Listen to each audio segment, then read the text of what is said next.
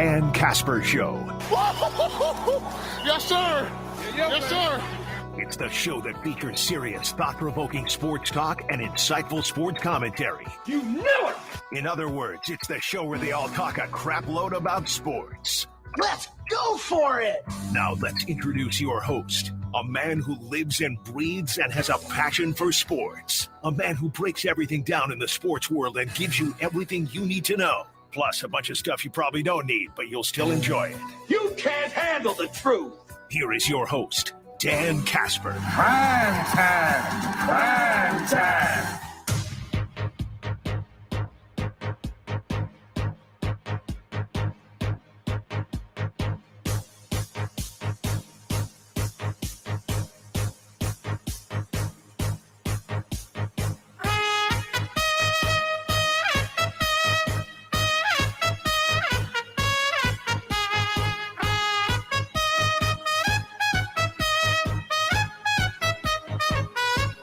What up, everybody? Good morning and happy Tuesday, May 23rd. Dan Kasper Show on the air, radio dials, couple of those babies at 105.1 FM, 790 AM, worldwide at sportstalk1051.com, including the app in your Google and Alexa home devices. Video stream up and rolling on Facebook, Twitter, YouTube. Happy Tuesday, everybody. How you doing? Appreciate you making us a part of your starts here this morning. Finally, in nearly 10 years of trying and coming up with game plans and all that fun stuff, it was officially announced yesterday, official now, that the Green Bay Packers will be hosting the 2025 NFL Draft. So there you got it. Next year it'll be at Detroit in 2024.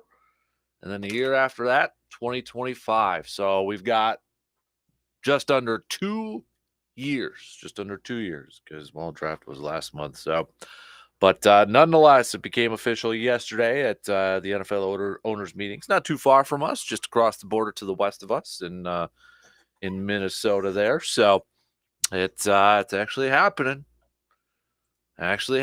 So anybody planning on going right now? Anybody already putting in some vacay, taking some time off for that week?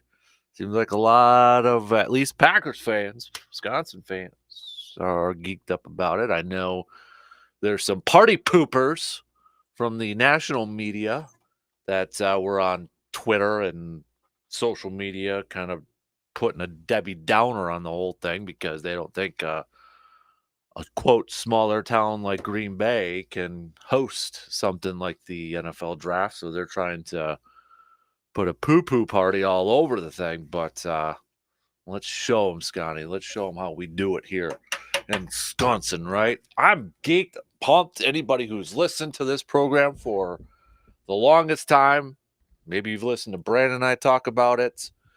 We have been saying if it ever comes to Green Bay or even Minnesota or goes back to Chicago, because we went to the one in Chicago, we would be there in a heartbeat. And, well, it's coming to Wisconsin or coming to Green Bay. So plans are in the works already for what we're going to be doing over there in Green Bay in less than 2 years. It might take this long to actually figure everything out and try to find somewhere to stay because got to imagine everything's going to be jacked up in prices and all that stuff, right? So, but let's have a little fun with this, huh? Let's have a little fun with talking about this draft. I saw some, kind of cool, fun. I doubt any of these ideas would happen, but there were some fans out there saying, hey, honor tradition and all that stuff.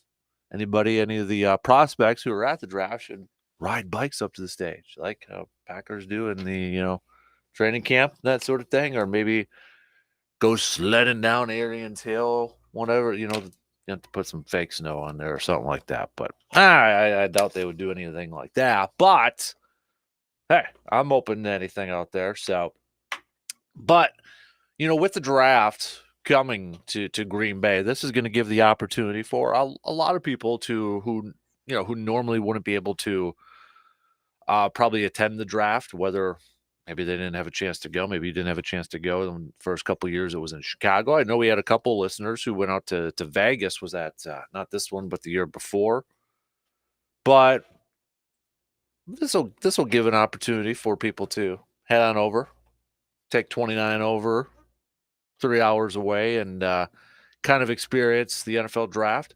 So, is this a top 5 like sports events for you? What is your top 5 sports events that you'd like to check? It doesn't necessarily have to be a game. Okay, like event draft, not a game, right? It's not a game. Trying to think of maybe it's the combine, or I'm trying to think of like events other than just actual games. But what would be your top 5 bucket list, your sports bucket list items that you would love or like to attend?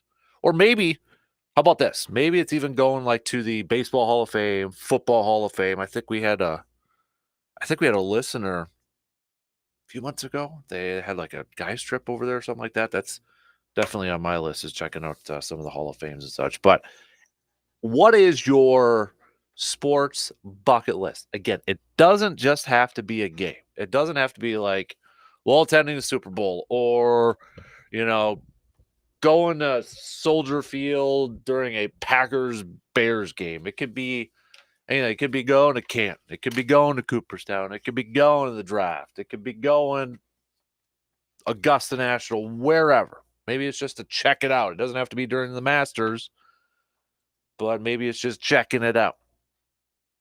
So hit me up. All right, I want to get a good list, because I'm trying to come up with my bucket list here too. Now, I've been to the draft before, but I am geeked up that it's actually going to be in Green Bay here. But since I've already been to the draft, it's not going to be on my bucket list. It's got to be something I've never experienced before. So, but send yours on over, all right?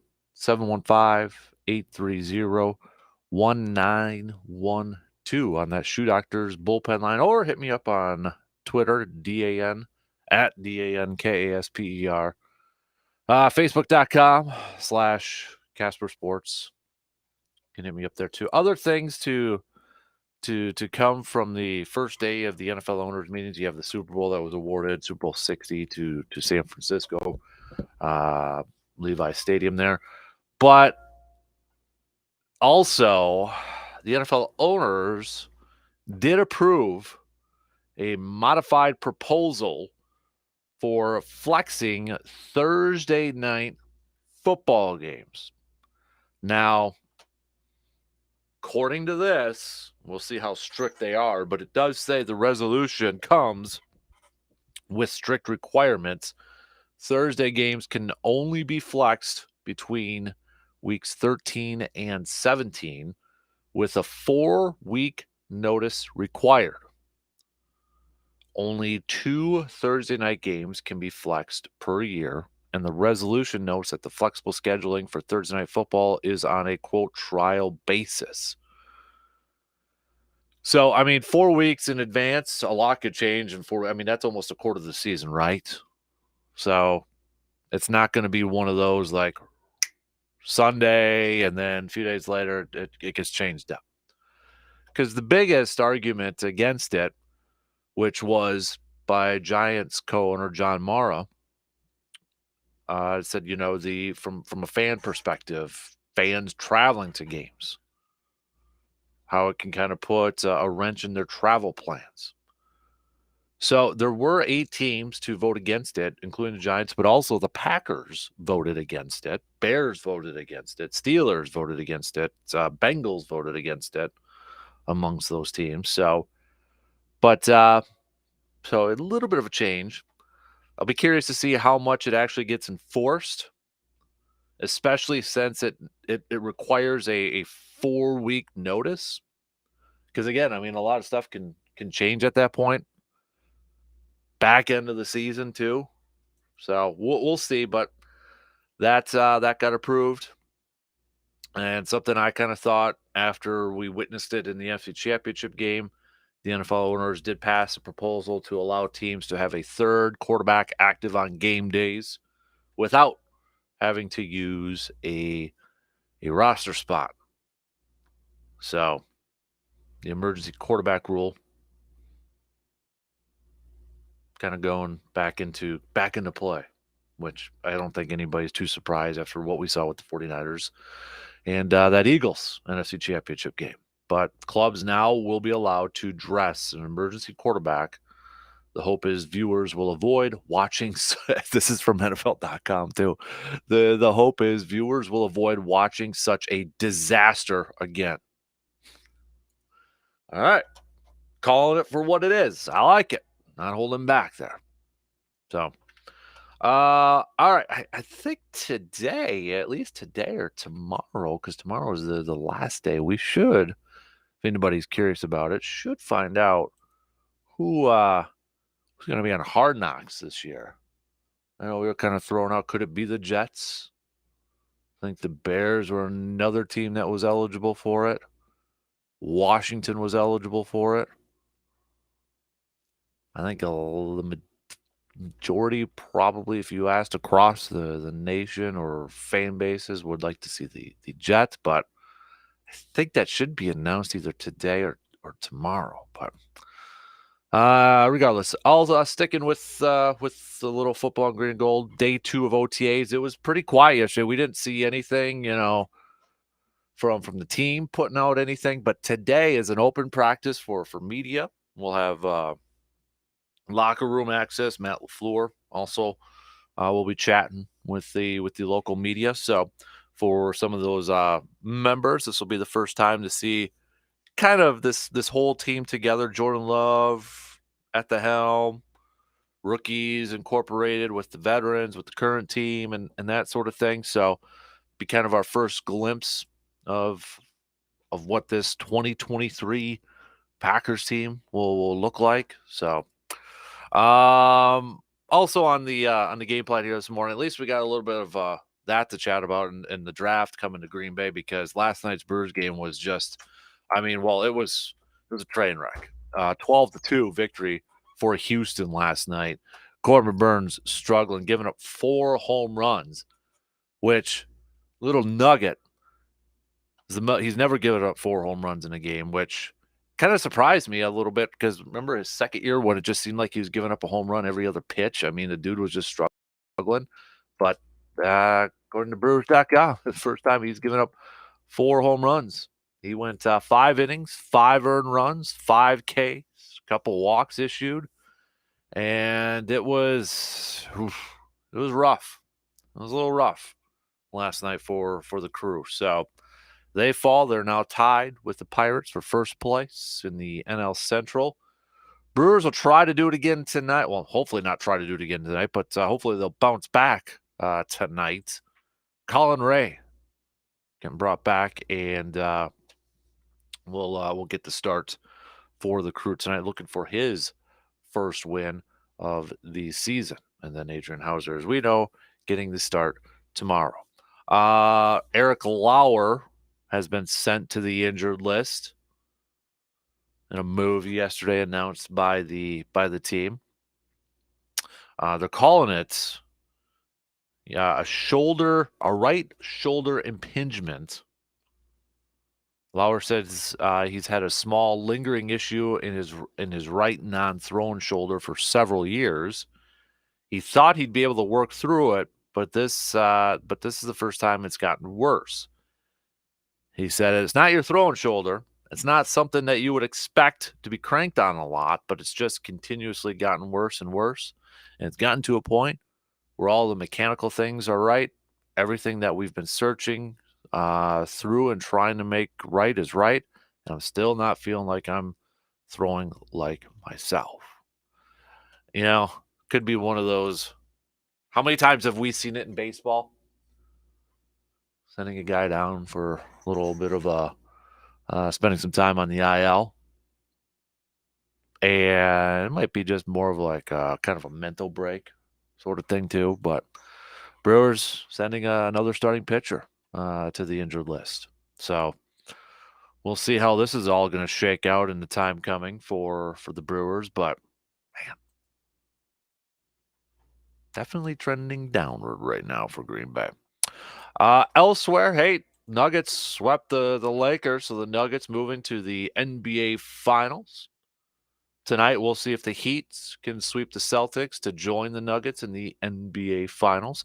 LeBron, last night, for the first time, kind of hinting at possibly retiring.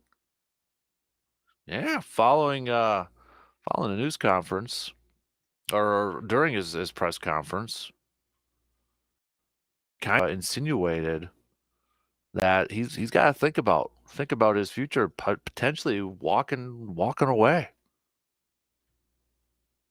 And this is kind of like the first time we've heard LeBron hint at possibly retiring, because we have heard, he wants to play with his son, which, if he was kind of a one and done at USC, would be a couple of years from now. So kind of took a lot of people like, oh, wow, okay, that's not what we were expecting. However, could it be maybe a little bit of a plan in the works here for LeBron, where maybe he takes the year off, watches his son play at USC, then maybe his son enters the draft, and then LeBron signs with a team that whoever drafts him. Possibly, but yeah, LeBron saying, personally, going forward with the game of basketball, I've got a lot to think about. We'll see, but maybe we're on LeBron watch now. Stanley Cup, Florida taking a commanding 3-0 lead against Carolina with their 1-0 victory last night. So got Vegas and Dallas coming up next. It is a Pop Quiz Tuesday, so we'll get you that pop quiz question at the back end of this hour.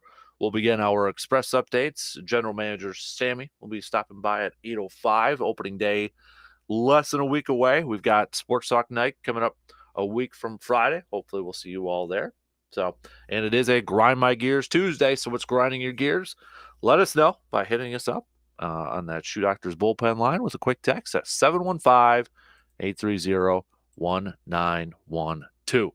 But let's get things rolling here this morning. We're going to switch it up here a little bit because we've been talking about Brewers a lot in our leadoffs here, but with the news yesterday of the NFL draft coming to Green Bay, we'll hit that up. Also, what's your bucket list? I don't want to put a number on it, but maybe there's only a couple. But what's your bucket list of sports, places, events that you want to check off on your bucket list? And I'm not. It doesn't just have to be games. It doesn't just have to be like the Super Bowl. It doesn't just have to be the Masters. It could be like, for me, one of them I'll tell you right now. Me being a history buff, as I just smacked the headphones off my head, it'd be going to the Pro Football Hall of Fame and going to Cooperstown would probably be on my list. A big history buff. I want to see the history of the game, so that'd be one of them for me. But what do you got? Hit me up with those texts. Find me on Twitter, Facebook, or comment on the video stream. We'll take our first break, and then coming up, we'll get things rolling here this morning on the leadoff. We'll be back in just a couple minutes.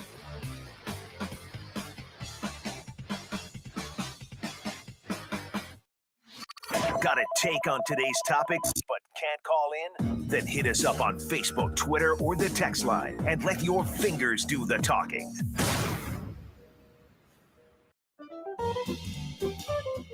Get ready to save with half-off deals, a great way for you to get goods and services that you will love and you don't have to pay full price. Be sure to check out all the great savings that half-off deals have to offer. There's something for everyone, so be sure to see for yourself. Be ready with your credit or debit card and get ready to save. For more details and to find out about all the savings, just go to aroundthe715.com.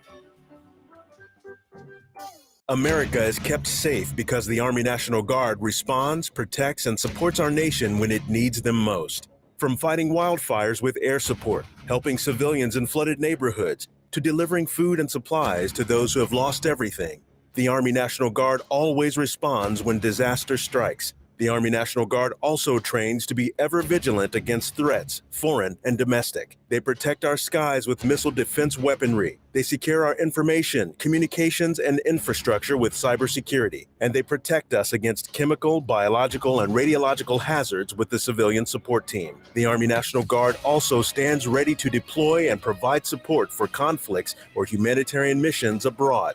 Join the Army National Guard and be there to respond, protect, and support your community and your country. Visit NationalGuard.com to learn more about part-time service.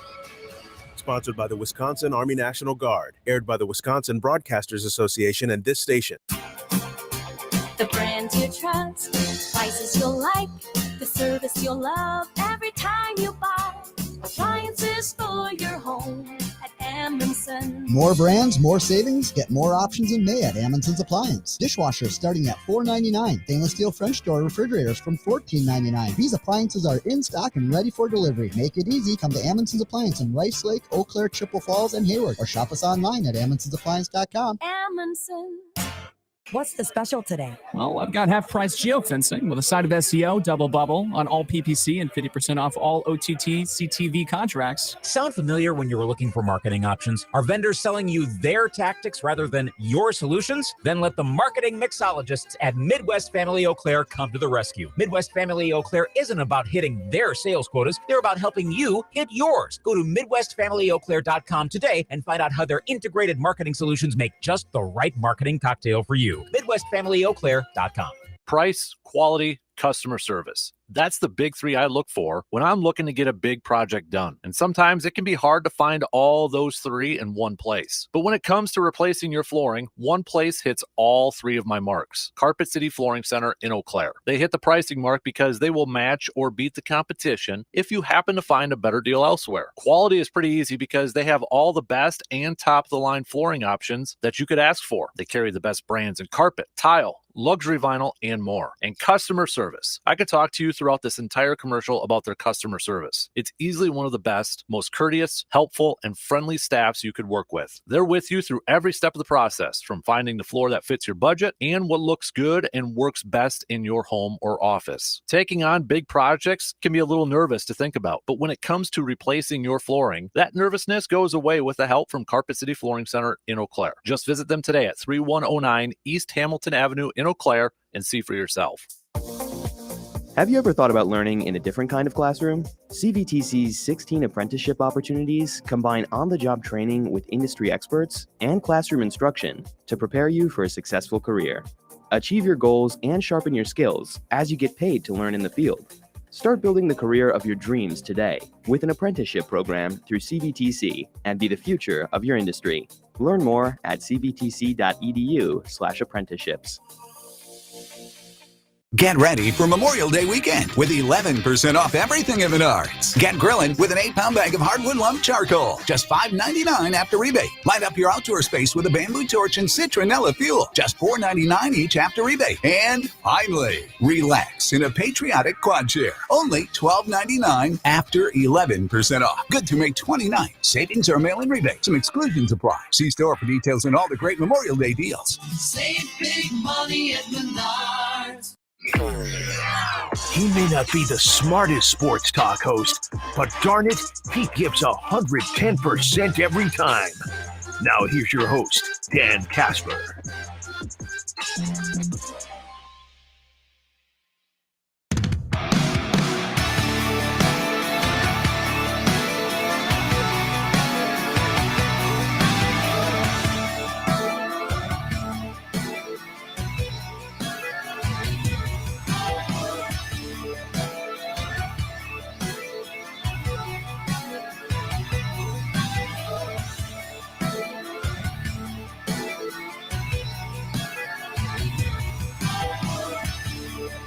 Now that we've been able to get outside and get a little bit more active, have you started to feel those aches and pains again? Been me. Maybe it's finally time for you to stop getting that yearly reminder, reduce your pain, and increase your ability to do your daily activities with ease with the help from Chippewa Valley Orthopedics and Sports Medicine. All you have to do is just visit cvosm.com. That's osm.com to request an appointment, and the incredible teams at Chippewa Valley Orthopedics and Sports Medicine will help you live that pain-free and healthy life today. All right, let's get things rolling this morning, shall we? Yesterday was announced yesterday afternoon, officially official, that the Green Bay Packers will be hosting the 2025 NFL Draft, something that that Mark Murphy has been working on, it seems like, for almost 10 years, ever since the draft kind of became a traveling show. First year in 2015 in Chicago, 2016 Chicago. Then it's been to, Nashville, Philly, Dallas, Kansas City, Vegas. A lot of years being held in New York City at Radio Music City Hall. But the Packers now, because we know that they will more than likely never hold a Super Bowl. So this is always kind of been seemed as the next best thing is holding this 3-day event. Well, I guess kind of a week-long event if you think about it. But I know there's been some doubters, and there's still some doubters out there whether a town like Green Bay, the NFL's smallest market, can hold this. We're about to find out.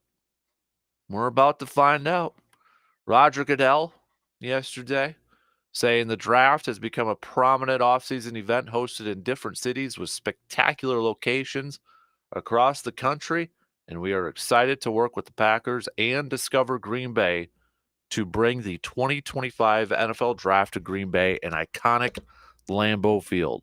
With the help of numerous local partners on the ground, our prospects and fans will be treated to an incredible week-long experience that shows off the city of Green Bay and the state of Wisconsin. Mark Murphy, this is an incredible day for the Packers, Greater Green Bay, and the entire state of Wisconsin, as we are excited and honored to be selected to host the 2025 NFL Draft. The Packers have a rich and proud history that goes back to the early days of the NFL and are the only community-owned team. That connection to our league's heritage, combined with the great passion Packers fans will bring, will make the draft a memorable event for those in attendance and NFL fans watching around the world. Today's announcement is a result of years' hard work by our draft committee, their tireless efforts putting together a bid and a plan to host the draft here, as well as the extraordinary support we received from our community partners, has created this unprecedented opportunity to showcase our community. We couldn't be more excited to host the 2025 NFL Draft, which I don't know the exact date, but I believe this will probably be Mark Murphy's last kind of like event or big thing as Packers CEO, because he's approaching that mandatory retirement age. So I mean, this is probably his parting gift for Green Bay, and that'll be a discussion when we get to that point in a couple of years. The lasting legacy of one Mark Murphy as the main man in charge for the Packers, gets the job, and one of the first things he has to do is ushering in the new era, the whole summer of Favre and that 08 thing, and then just this past one with Rodgers, or maybe even the last couple of years with Rodgers. But then you factor in bringing in the NFL Draft too, Titletown District. I mean, I know a lot of people kind of have some thoughts on Mark Murphy and maybe the job he's done, or would like to kind of. I think there's probably a good chunk that maybe have kind of questioned the job he's done, but there's been a lot of changes, I think it's fair to say, since he's been the main man, whether it's been football wise or just around Green Bay. Anybody who has been around Lambeau Field in the last 10, 15 years, you know what I'm talking about with all the changes that has gone there. Gone are the days of tailgating in a Kmart parking lot or big lots.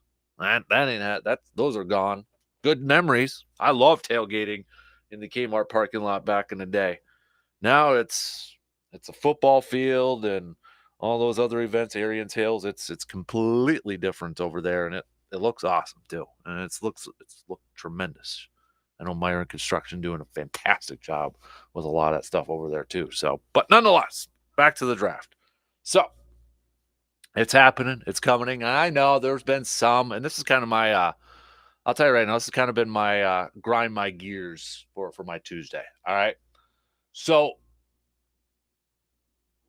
if you have Twitter or Facebook or whatever, you might have seen some of this kind of sprawling out there. And there's even been some of the local writers too, kind of questioning whether Green Bay can do this, whether the city of Green Bay can host this.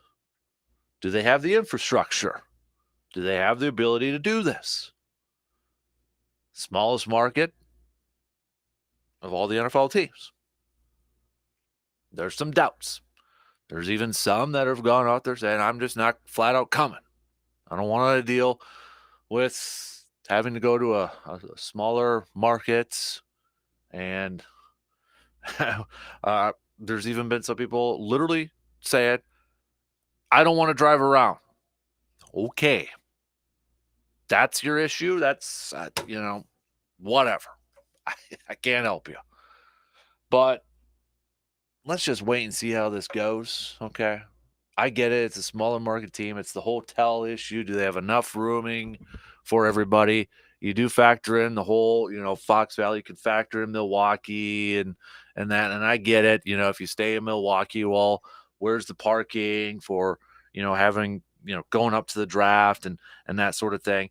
I ain't going to sit here and pretend like I know the answers or what they should do. There's people that get paid a lot of money to figure that out, and that's their jobs. So I'm going to trust those people that they know what they're doing and they know what they're talking about. They're the experts, not some small time radio person criticizing that or questioning that. I'm going to trust the people in charge for this, that they've got it figured out.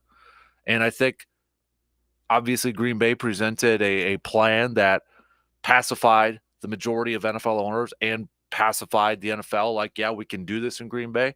So just because we don't know the plans doesn't mean that they don't have a plan in place on this. All right. So I think everybody kind of already putting a Debbie Downer on this thing and already kind of like poo-pooing on it. Just chill. All right. Just take a step back. You can be nervous about it. Be like, oh, I don't know what this is. That's fine. But you know what? Don't poo-poo on it right away.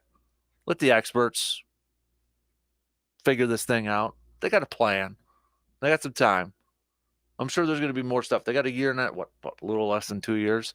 I like to say about a year and a half to give them a couple months there. Let's see it all play out, right? I mean, I've never been there, but EAA and Oshkosh, Oshkosh smaller than Green Bay, right? How many would I see a number like 600,000 for the air show that they do down there? And I know it's can kind of be a mess with the highway of cars and all that getting in there, but I mean, I think they've probably researched it and talked and they got a game plan for this thing. They do. I trust them that they do. Okay. So let's see it play out. Let's see it play out. All right. Have a little faith. Okay. But I'll tell you right now, I'm going. Now, I don't know if I'm going to be able to find a place to stay. I might have to tent it up in somebody's yard or whatever, but I'm going. I went to the first one in Chicago in 2015, and I haven't been back since to the draft, but just kind of seeing it on TV and experiencing the first one that was outside of New York for the longest time, it's going to be completely different. And I know I've talked about it before, but like 2015 in Chicago, it was kind of like their first time doing it. And they had, I think like the NFL experience out, and they had like you can run the 40-yard dash for the kiddos and all that. And then they had like a beer tent, literally like a beer tent that you see at a fair. And there was a tent popped up and some taps and all that. It looks different now on TV from what every city has kind of put their own flavor, put their own kind of, stamp on it. So it's going to be different than when I experienced it in Chicago in 2015. But I'll be curious to see what Green Bay's stamp on it is going to be. What's going to be kind of, it just seems like every year we've had a new draft. And I think like Nashville is now the new benchmark. Like everybody like loves Nashville, and there was just a ton of people there. And I think they've have the most people attend the draft. And, Green Bay's probably not going to get as many people as Nashville, because that then could be a mess. But every draft, I think, has had, location has put their own stamp on it, put their own like little flavor on this thing. And that's where I'm excited to see what Green Bay is going to be able to do with this. See it all play out. I feel like, now I don't know, but I feel like the draft itself will probably be in the newly renovated Resch Center. If anybody hasn't seen it in the last, couple of years or so, it's completely different over there. Brown County area gone, and all that. I feel like it's not the old school Resch Center where it's like, well, that's kind of small. That's different. Okay, it's different. So I feel like the draft itself would be in there unless they do a stage on the outside. I don't know. But, I wouldn't be surprised, too, if they like close down Lombardi Avenue so you can't even drive on Lombardi Avenue, and it's just this big old, walking area and such. Titletown, Lambeau. I never heard the phrase that Mark Murphy used yesterday, but calling it Lambeau Field Campus.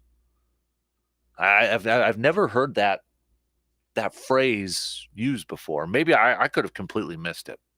I could have completely missed it. I'm not going to pretend like I know everything out there, but I was like, oh, okay, because he was talking about like the Resch Center and that whole area, and he said they referred to it as Lambeau Field Campus.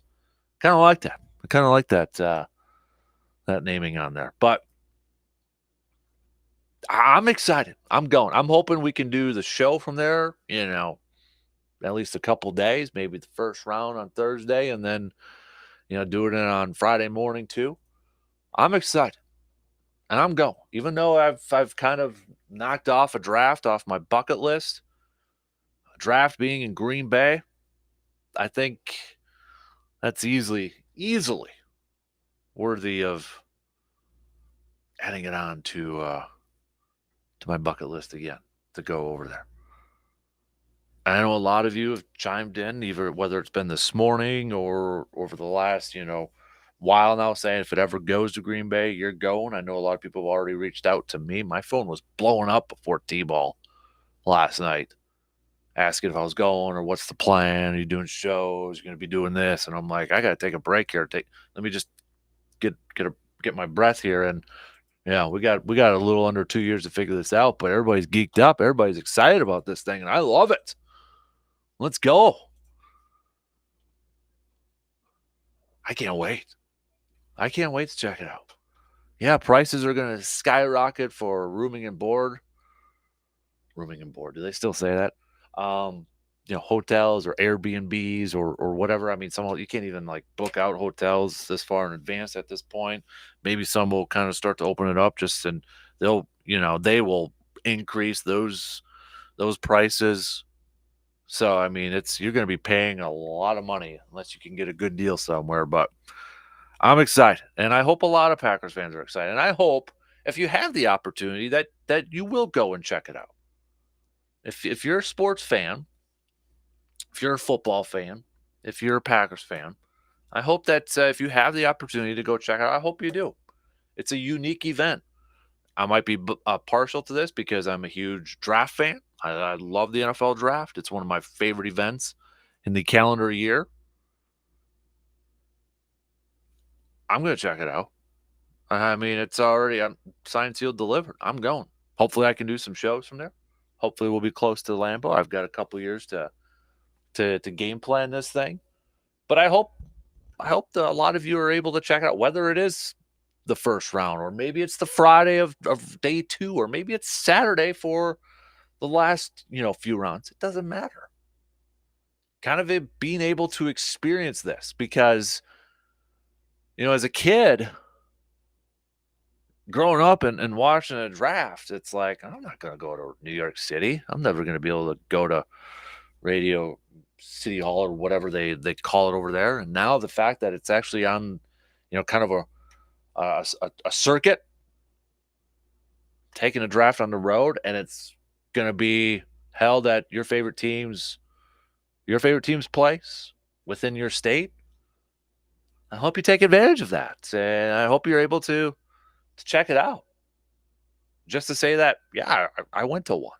Yeah, I experienced it.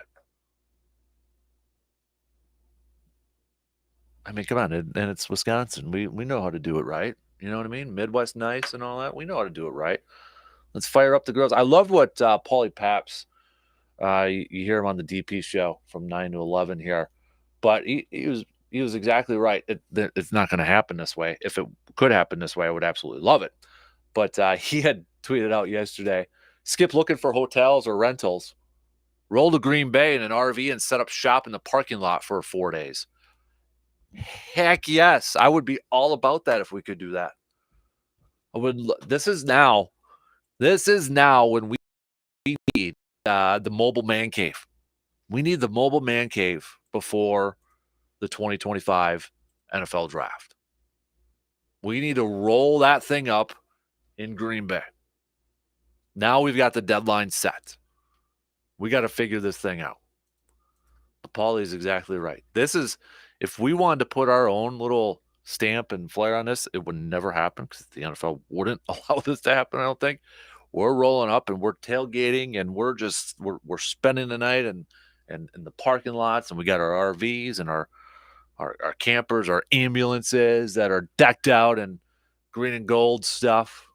Oh, yeah.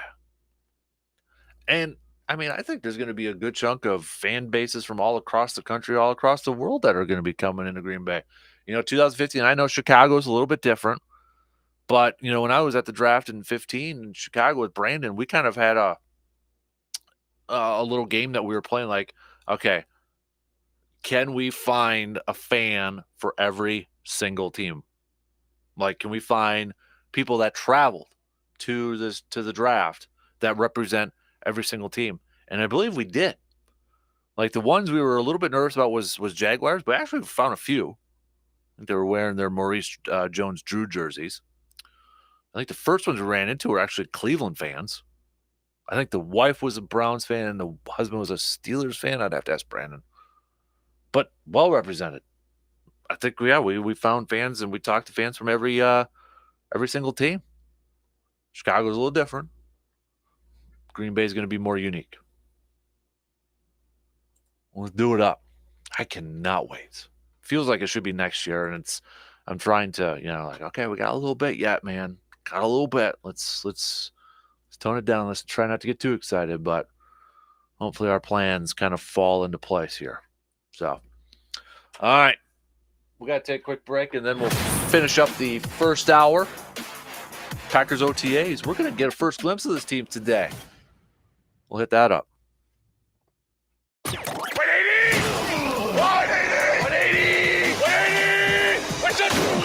The Dan Kasper Show will be right back. Cabin Coffee in Altoona isn't just your go-to place when it comes to coffee. It's your go-to place for smoothies, breakfast, and lunch. Cabin Coffee's menu includes a wide range of smoothies, freshly made sandwiches, and tasty breakfast options. And with their portion sizes, you won't go hungry after finishing your meal at Cabin Coffee. So even though you may not be a big coffee drinker, Cabin Coffee has something for you. And you can even have some of their beverages without caffeine. So go give Cabin Coffee a visit today at River Prairie in Altoona. What's the special today? Well, I've got half-price geofencing with a side of SEO, double bubble on all PPC, and 50% off all OTT CTV contracts. Sound familiar when you were looking for marketing options? Are vendors selling you their tactics rather than your solutions? Then let the marketing mixologists at Midwest Family Eau Claire come to the rescue. Midwest Family Eau Claire isn't about hitting their sales quotas. They're about helping you hit yours. Go to MidwestFamilyEauClaire.com today and find out how their integrated marketing solutions make just the right marketing cocktail for you. MidwestFamilyEauClaire.com. You want to feel important. You want to be part of something bigger, something that matters and can help change things. You want to feel like you belong. We know. We felt that way too, and that's why we did something about it. We aren't just Army National Guard soldiers. We are normal people just like you, but our part-time service in the Army National Guard means we get to be more. When our communities are in need, we get the chance to stand up and do something about it. We get to serve in our own region and help the people we call neighbors. From the lake shores of Ohio, Michigan, Wisconsin, and Minnesota, The fertile fields of Indiana, Illinois, and Iowa, to the wide open plains of North and South Dakota. we are here for our hometowns. And together, we can make a difference. Take on your legacy. Visit NationalGuard.com to find out more. Sponsored by the Wisconsin Army National Guard. Aired by the Wisconsin Broadcasters Association and this station. The Shoe Doctor is known for quality footwear. Remember, the Shoe Doctor can keep your feet comfortable during all the different outdoor weather and activities here in the Chippewa Valley. Work boots, casual shoes, sandals, and more from brands you trust like Keen, Merrill, Chaco, and Dansko, and that's just to name a few. Located on Claremont Avenue in Eau Claire, you can also visit them online at ShoeDoctorFootwear.com. The Shoe Doctor, quality footwear for work, sport, and fun. Economy Furniture in Chippewa Falls is something that you gotta see. The biggest selection for miles around, 2 jam-packed floors of quality. At Economy, you don't have to wait for a sale. It can be yours immediately. Everyday low prices on the best brand names, and we finance it interest-free. Furnishing the Chippewa Valley since 1950. Economy Furniture's for me. Auto King, Birch Street, Eau Claire. AutoKingEC.com. Service Master of Chippewa Valley is your local expert when it comes to fire and water damage, carpet and air duct cleaning, mold remediation, and trauma. They're when you need them 24 hours a day, 365 days a year. Trust comes in the yellow truck. Learn more at ServiceMasterChippewaValley.com. My part-time service in the Army National Guard makes it possible for me to be more for the community I call home. My training helps me at work when I lead by example. The Army National Guard has taught me the value of showing respect to those I come in contact with each day. My service also allows me to be there for my community in ways others can't. I help my hometown recover after nature strikes. My service in the Army National Guard allows me to keep my country and those I care about safe from threats. I also work with a network of professionals that help me succeed and accomplish the mission. Plus, the Army National Guard education benefits make getting a higher education a reality. Being an Army National Guard soldier makes living and serving in my community more rewarding every day. Learn how you too can live and serve part-time close to home by visiting NationalGuard.com. Sponsored by the Wisconsin Army National Guard. Aired by the Wisconsin Broadcasters Association and this station. More than the scores. More than the news. It's Sports Out the Squeaker. The Dan Kasper Show.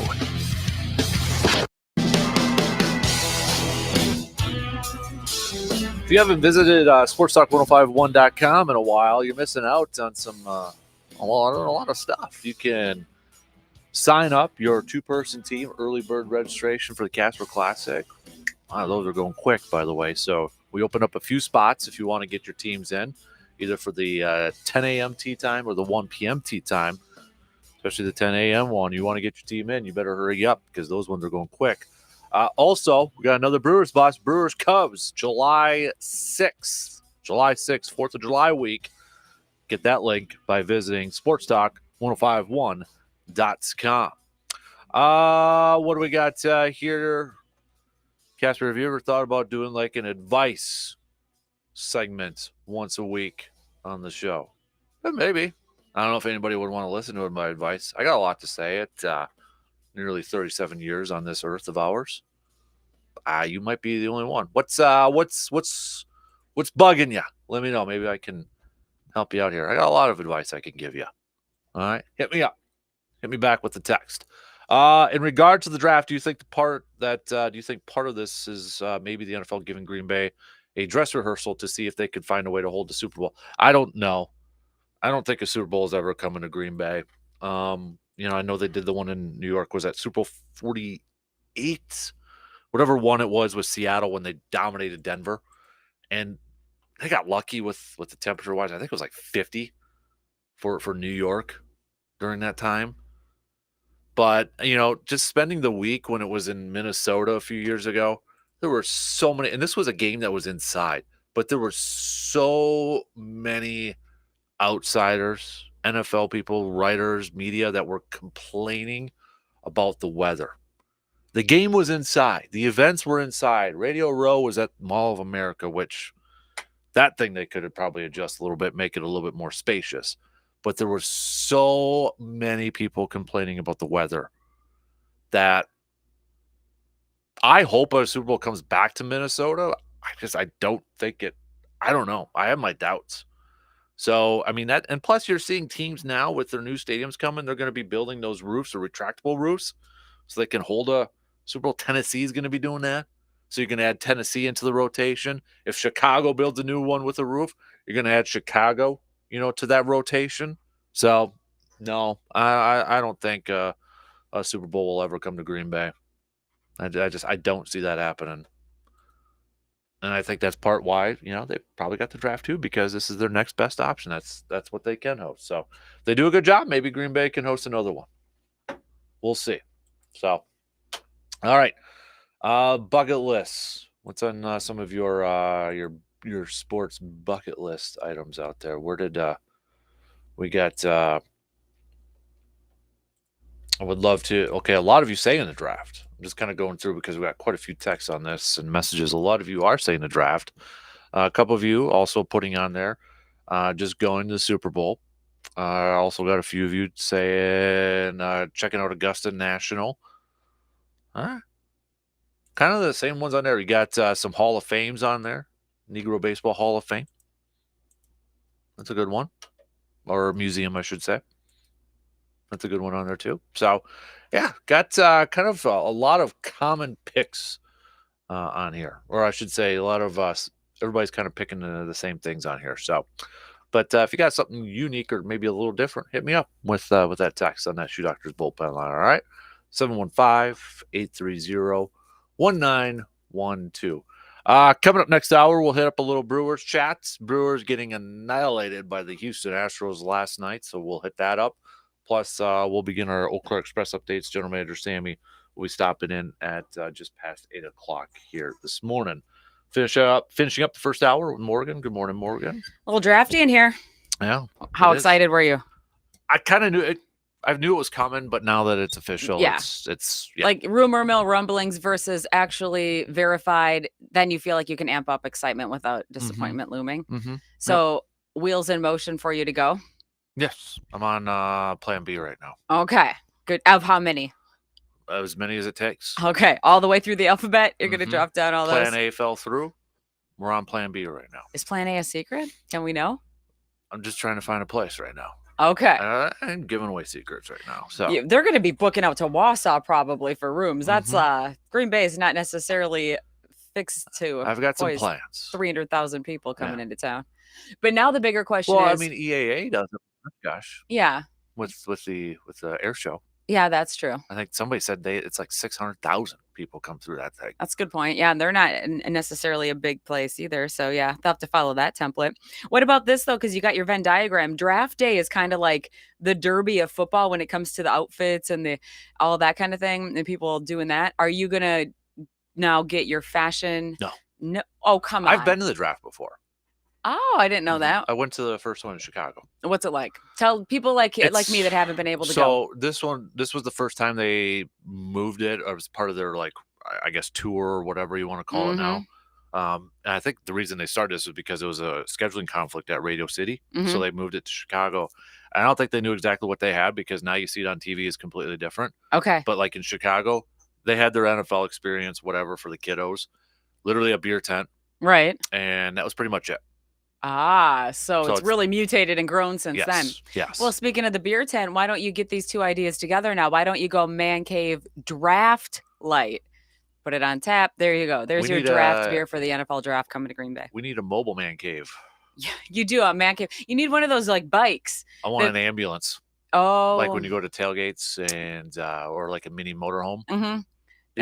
You should get like a glamper, a Man Cave glamper. Like the Ghostbusters car too. Oh, you're going to go that route? Mm-hmm. I think more like a Wienermobile for you. Well, you know, they changed It's that a- name. That don't get Bob on that one. So Then we get called the Casper Cab. You can Ooh. just tool around and pour some beers out of there, kind of like in Nashville, where every vehicle of any kind has beer pouring capabilities, whether you're pedaling or not. throw a tap in there. You know, Pimp My Ride. I used to watch that. So Oh my gosh, there's a I just need a throwback. vehicle that would actually be able to drive longer than 10 miles before breaking down. So That's true. I That's guarantee true. you those cars that they pimped out Yeah.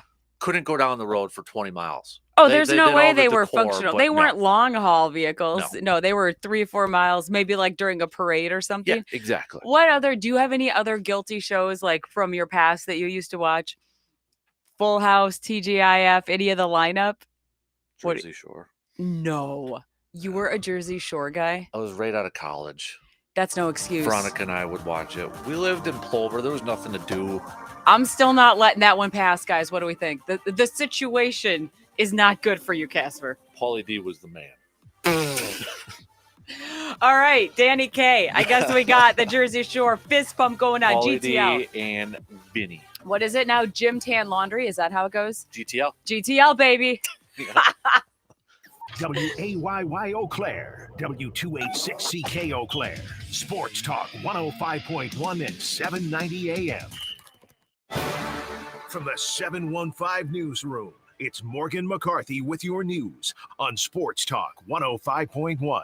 Well, good morning. Here's what we're learning today. Starting in the courts, a Western Wisconsin man heads for a new trial after withdrawing his guilty plea in a 2017 double murder. Eau Claire County judge yesterday allowed Wayne Price to change his plea as he initially pleaded guilty to killing his sister and her boyfriend 6 years ago, but now says his lawyers didn't advise him of all his options. Price is serving a 30-year sentence as part of the original plea deal. He will now be recharged, held on $1 million bond. That's till prosecutors can set a trial date. Meanwhile, the decades-long search for a wanted suspect in Chippewa County has ended. Randy Kane appeared in court last Friday to answer charges that he sexually touched a 16-year-old boy in 2013.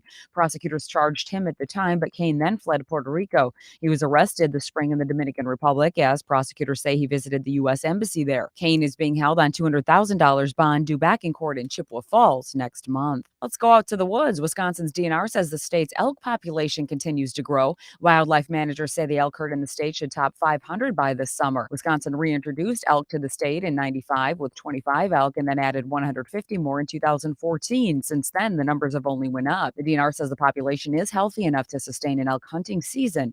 That began in 2018. And if you ever traveled County B, then you know Menominee's got some rough road, and turns out they are going to be fixing that ahead of schedule. Dustin Binder, County Highway Commissioner there, saying that just shy of 3.5 miles of Highway B from Packer Drive to Highway Double B will be repaved this summer. They're planning to start after July. More info on the project online, 715newsroom.com. And get out the cheeseheads. No doubt you and Casper will be talking about draft day. That's some big news. Move over Lambeau. Casper, do you have your spot picked yet? I think you better now. Put your flag down for that 2025 draft action. In the meantime, you could use a little luck. According to British folklore, brides often slip a penny in their shoe for luck at their wedding. Penny found face up is supposed to bring you good luck. And half of all Americans say if they see a penny, they'll bend down and pick it up because it's still money, and we like money. YouGov.com says 51% of all Americans are attached to the penny. 9% said they'd be mad if it went away. Good news, even though it costs 2.72 cents to make a penny, the U.S. Mint says they're not going anywhere. I'm Bree Tennis, NBC News Radio. That's kind of what Casper says. He wants me in here all the time, but then we get dicey and back and forth. But he told the boss. Said they'd be mad if it went away. Don't worry, buddy. I'm here to stay. They're not going anywhere. For Sports Talk 105.1, I'm Morgan McCarthy. Another day filled with some hazy sunshine as we'll have temperatures climbing well above average, topping out in the low to mid 80s. But later on tonight, a cold front will move through. This will bring us a batch of clouds, possibly an isolated shower, dipping to the mid 50s. Sets us up for a cooler day on Wednesday, partly sunny and highs only reaching the upper 60s. I'm Skywarn 13 meteorologist Mike D'Andrea. A lot of milk came out of the milk sheds in April around the country. Let's take a look at some of our food and farm news on Sports Talk 105.1 and AM 790. The nation's milk cows worked hard last month, producing 19.2 billion pounds of milk in the top 24 milk-producing states. That's up 0.3% from April of last year. Milk production per cow averaged 2,037 pounds, up just 1 pound compared to last year. 9.43 million milk cows were on dairy farms around the country last month, 26,000 more than last April, but 16,000 fewer than this past March.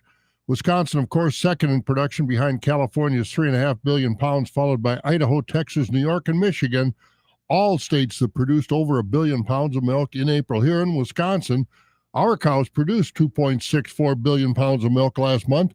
That's up slightly from April of last year. Cows on farms numbered 1.27 million head. That's down 1,000 from March, 5,000 from April of 2022. Production per cow in Wisconsin, 2,085 pounds. That's up 10 pounds from last April. Construction season is underway in the Midwest. That includes along the Mississippi River. Repairs to Lock and Dam 25 in the Mississippi, located at Winfield, Missouri, have started. That lock and dam hasn't been extensively repaired since it was opened back in May of 1939. Federal funding for the repairs is coming from the Infrastructure Investments and Jobs Act, passed in 2021. Lock and Dam 25 is very important to corn growers. 60% of America's corn and soybean exports pass through that lock and dam on their way south for exports. And, of course, many other products are also shipped on the river to key markets in the U.S. and abroad. And when those barges are delayed because of issues with the locks and dams, farmers can't get their product shipped to buyers around the world. That's a look at some food and farm news on Sports Talk 105.1 and AM 790. I'm Bob Bosold. Now at Menards, save big money in your next project with 11% off everything. When your work demands the highest structural integrity, choose Spax Engineered Fasteners. We carry multi-purpose screws, hour leg screws, and other fastening solutions for whatever project comes your way. Pick up a 50-count box of Spax exterior leg screws for just $16.99 after 11% off at Menards. Good through May 29th. Savings are mail-in rebate. Some exclusions apply. See store for details. Save big money at Menards.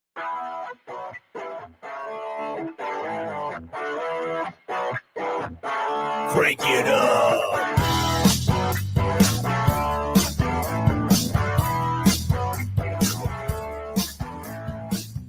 Hey, are you ready today? Get up. He's on his way.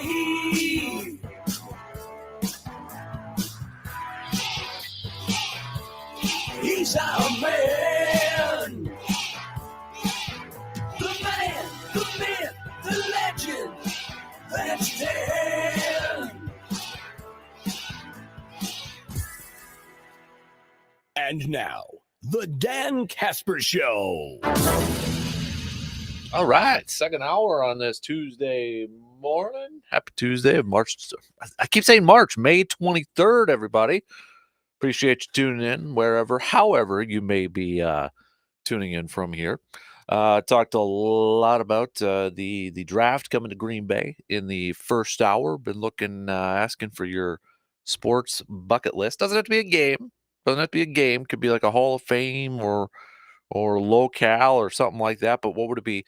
Let me throw this out here for your, maybe the question for the second hour. A lot of people, football fans, will be coming to Green Bay, will be coming to Wisconsin probably for the first time in 2025 for this NFL draft. What would you tell them that they have to experience first when it comes to visiting Green Bay, visiting Wisconsin? We're talking not like no offense to like Southern Wisconsin or Milwaukee or anything like that. We're talking about, Green Bay, let's say like 29 above. It's like, ooh, where's Northern Wisconsin? Highway 8, Highway 10, Highway 29, that whole day. But if somebody or some people were coming to Green Bay or coming to Wisconsin for the first time because of this draft, what would you tell them that they have to experience first? Like, well, you got to have, some cheese curds. You got to, whatever. There's a list. Friday fish fry. I don't know. But what do you think would be like the number one thing? Number one thing. Let's go with we got a couple here. Evil Surveyor Sam, I got really big into Jersey Shore in college just to try to pick up chicks. Did that work for you, Evil? Did it work or not? That's the question. Don't forget to, by the way, put your names with these texts, because we got the new texting service. Some of you have, and I've saved it, so thank you for that. But when you're texting in, if you don't mind adding your name to it, so I can re-add your name to it on here, we'll have somebody else re-add it to them. That way, I can say, hey, Surveyor Salmon is texting in, or G-Man or something like that. So unless you just want to be referred to as Texter, which some people actually do, which is fine. Surveyor saying sports bucket list, watching New Zealand do the haka at their home stadium. NFL draft is 2. Number 3 is World Series. G-Man saying you have to have a brat. Surveyor also saying you have to charter a fishing trip for some massive walleye. Dustin saying Friday fish fry at a supper club with a brandy old-fashioned cheese curd appetizer, of course. I like that one a lot. What else would you tell other people if they were coming to Green Bay or coming to Wisconsin for the first time that they have to experience? Before we get to some sports nuggets of the day, let's do a little pop quiz trivia. It's pop quiz time. Think you know the answer? Then get ready to text, tweet, or Facebook your answer to Dan. So we've been talking a lot about the draft, right? Pop quiz trivia question. Try not to look it up. It may be fairly easy for some, especially if you know your history and such. But if you don't, try to give you your best guess. What city held the first NFL draft of all time? What city held the first NFL draft? Text me your answers on that Shoe Doctors bullpen line, 715-830-1912. I loved how your justification for watching Jersey Shore was the fact you lived in Plover. Growing up outside of Plover, your reasoning makes complete sense. Hey, just saying there wasn't a whole lot to do for somebody who was straight out of college over there. Loved the area, but just not a whole lot to do. Okay. Will say, though, that I did have a guilty pleasure, too, while in college, of Laguna Beach. Anyways, 1876. Let's do some sports nuggets of the day. 1876, brought to you by ANSI Insurance. Boston's Joe Borden pitched the first no-hitter in the history of the National League, 1876. Let's go 1926. Hack Wilson became the first player to hit a home run off the Wrigley Field scoreboard. 1948, Joe DiMaggio hit 3 consecutive home runs. 1962, the NBA agreed to transfer the Philadelphia Warriors to San Francisco. The team became the San Francisco Warriors and then later the Golden State Warriors. Let's go. NBC in 1963 purchased the 1963 AFL Championship game TV rights for $926,000. Let's go. Oh, yeah. 1999, Kansas City, Owen Hart, Blue Blazer, died when he fell 90 feet while being lowered into a WWF wrestling ring. He was just 33 years old. Those are just some of your sports nuggets of the day, brought to you by ANSI Insurance. Brewers last night getting trounced by the Houston Astros, 12-2. 12-2. Corbin Burns picking up his 4th loss of the season, giving up 4 dingers. The first time in his career. It's the first time that Burns has allowed 4 home runs in a game in his career. The last time he surrendered 3 was in 2019. That was that year where he was really struggling. Remember that year? I think it was 2000. No, it might have been a little bit earlier that was that year. Was it 2019? I just remember being at the Final Four and we were kind of like in the press box, Neil Aber and I, and kind of it was a Brewers and Cubs game going on, and Burnsy was just struggling again. Was that 2019? Was that only 4 years ago? I'd have to double check it. But that happened 4 times in 2019. But, yeah. Burns saying after the game, for the most part, outside of 4 home runs, we threw the ball well. We were getting weak contact and got some punch outs. We made mistakes to good hitters, and good hitters hit the ball out of the ballpark. Good analysis. Every mistake that I made tonight got hit hard. It's a good lineup. They're a hot team right now. They're playing well. They came out, swung the bat, pitched well, played good defense. They beat the crap out of us. Again, that was from Corbin Burns. Manager Craig Counsell after the game saying, I would say he hasn't put together a long string of good starts. I thought the previous 2 starts were pretty darn good. Probably just spraying the ball a little more than we've seen. The stuff is, by the way we look at it, really the same. Some misses, maybe a little bigger than usual, but nothing that's like not really close to like putting himself right on track. A lot of likes in there, but that's Craig Counsell talking about his ace, Corbin Burns. And, we talked about it yesterday, more pressure on Corbin Burns because of the injuries to the starting pitching staff. Well, another pitcher is going on to the 15-day injured list. That's Eric Lauer. And so now you got Wade Miley, Brandon Woodruff, Aaron Ashby, Eric Lauer, all on the injured list. Going to be missing some time. Peralta, Burns are like the only 2 guys that are still remaining from that opening day rotation.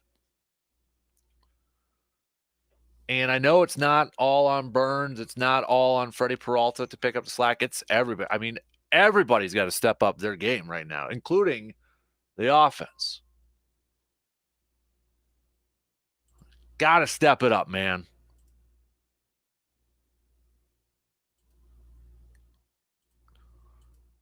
So we'll see if they can do it again tonight. Or not do it again.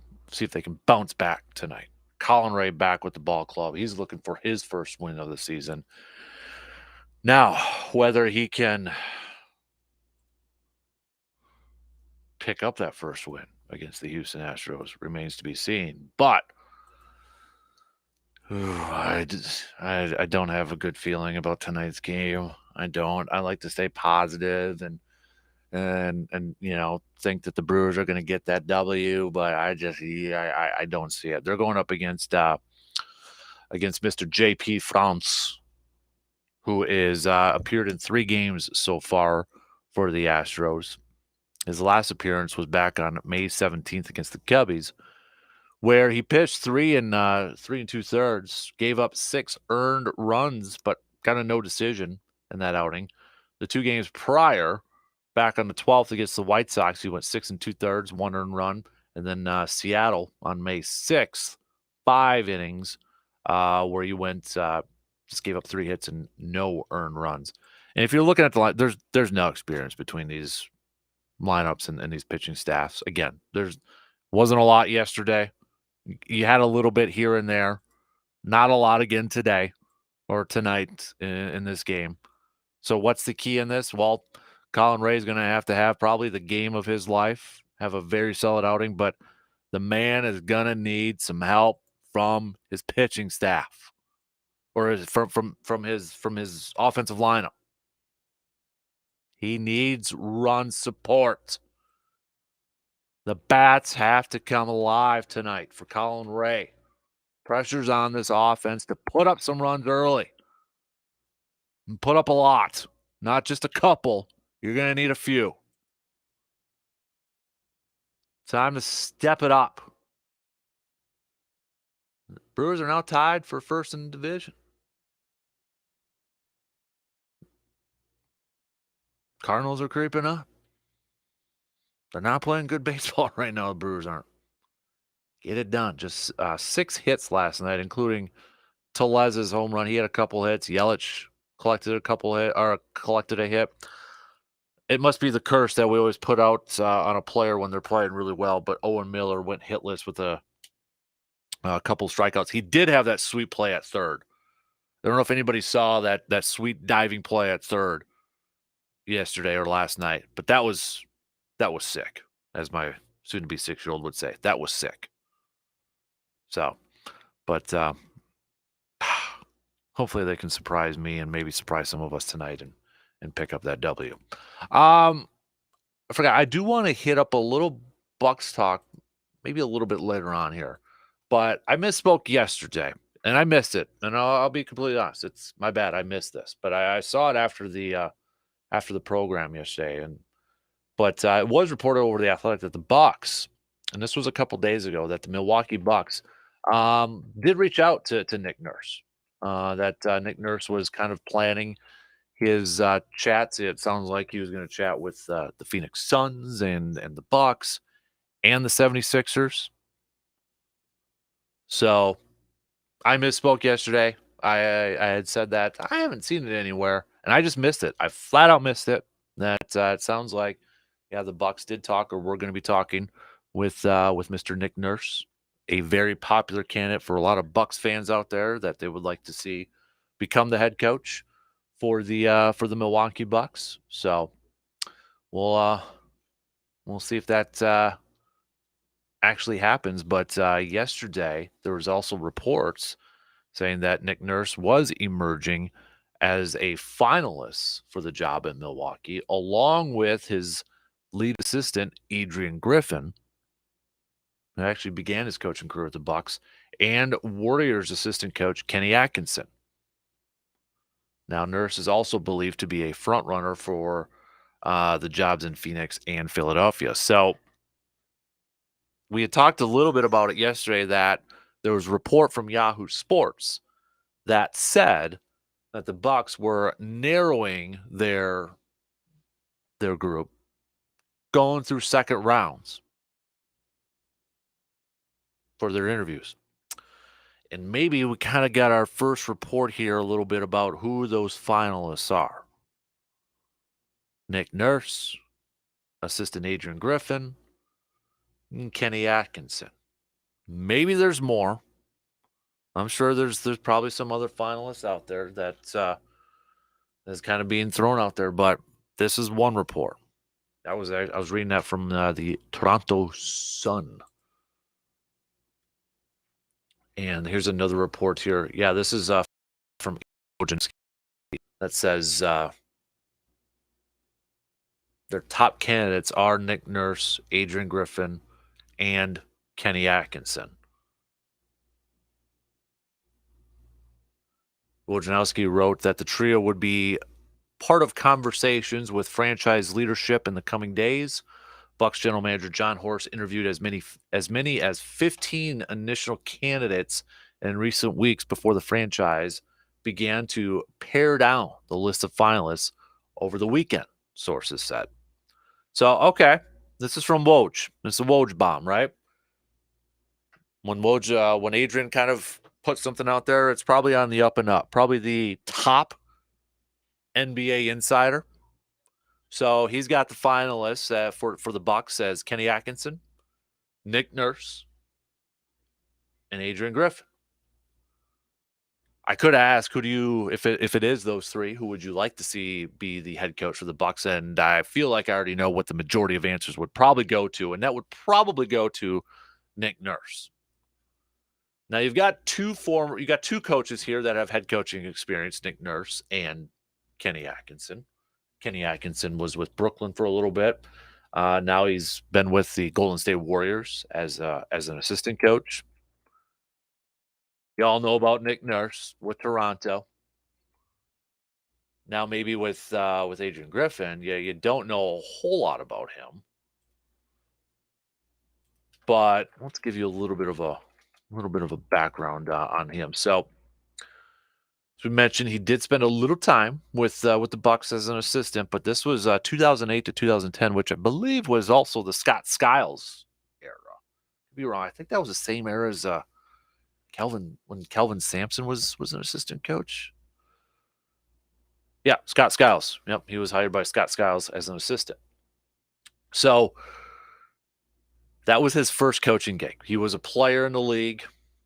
He had spent some time with the Celtics, the Mavericks, the Rockets, the Bulls, the Mavericks, the Bulls, and the Seattle Supersonics. That should tell you. It's been a hot minute since then. But then with the Bulls as an assistant coach from 2010 to 2015, an Orlando Magic assistant from 15 to 16, Oklahoma City Thunder assistant from 16-18, and then has been a Toronto Raptors assistant since 2018. So no head coaching experience. He's the only one of the finalists to not have that head coaching experience on the NBA level. But how much should that factor in? Like, would you want to see your new Bucks head coach have that head coaching experience? Does it matter to you? Does it matter, do you think, when it comes to an NBA head coach?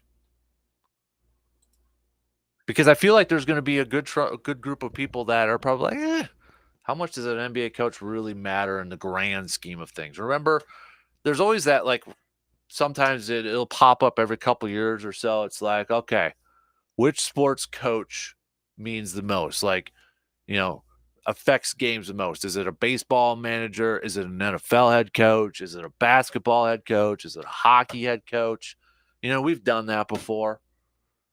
And I feel like there's probably a lot of people that say NBA coach don't matter. It's a player-driven league. It's superstars. That's what drives it.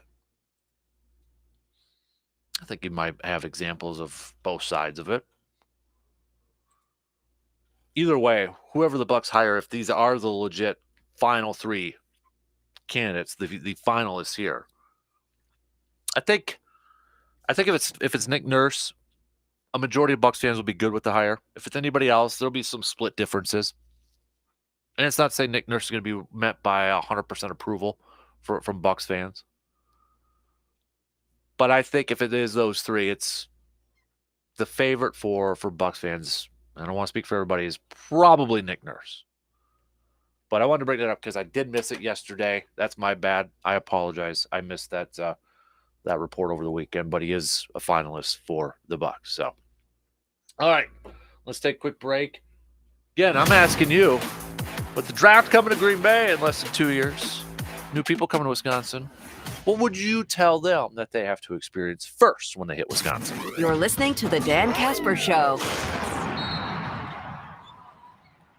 Hunters, are you looking for a brand new firearm to take with you to the woods? Or maybe you want to save a little money and are looking at getting a high quality used firearm? Whatever the case may be, if you're looking for a rifle for, say, deer hunting or shotgun for your turkey hunting adventures, look no further than Tilden Gun. Tilden Gun features a wide selection of new and used firearms. And if you're looking for a particular firearm, Tilden Gun will help you find that firearm for you. And plus, they have a wall of handguns for you to check out as well. And you're going to need some ammo, targets, cases, scopes, and other accessories too. Well, Tilden Gun has all the accessories you need to properly outfit your firearm to hit the woods. Tilden Gun has the biggest selection, all at the best prices in the Chippewa Valley. So here's what you do. You could visit tildengun.com to see what all Tilden Gun has to offer. And you can stop by Tilden Gun and check out their amazing shop and see what they all have in store. Visit Tilden Gun today at 12427 98th Avenue, Chippewa Falls. Economy Furniture in Chippewa Falls is something that you gotta see.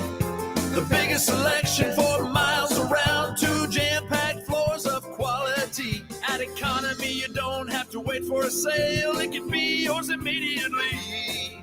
Everyday low prices on the best brand names, and we finance it interest-free.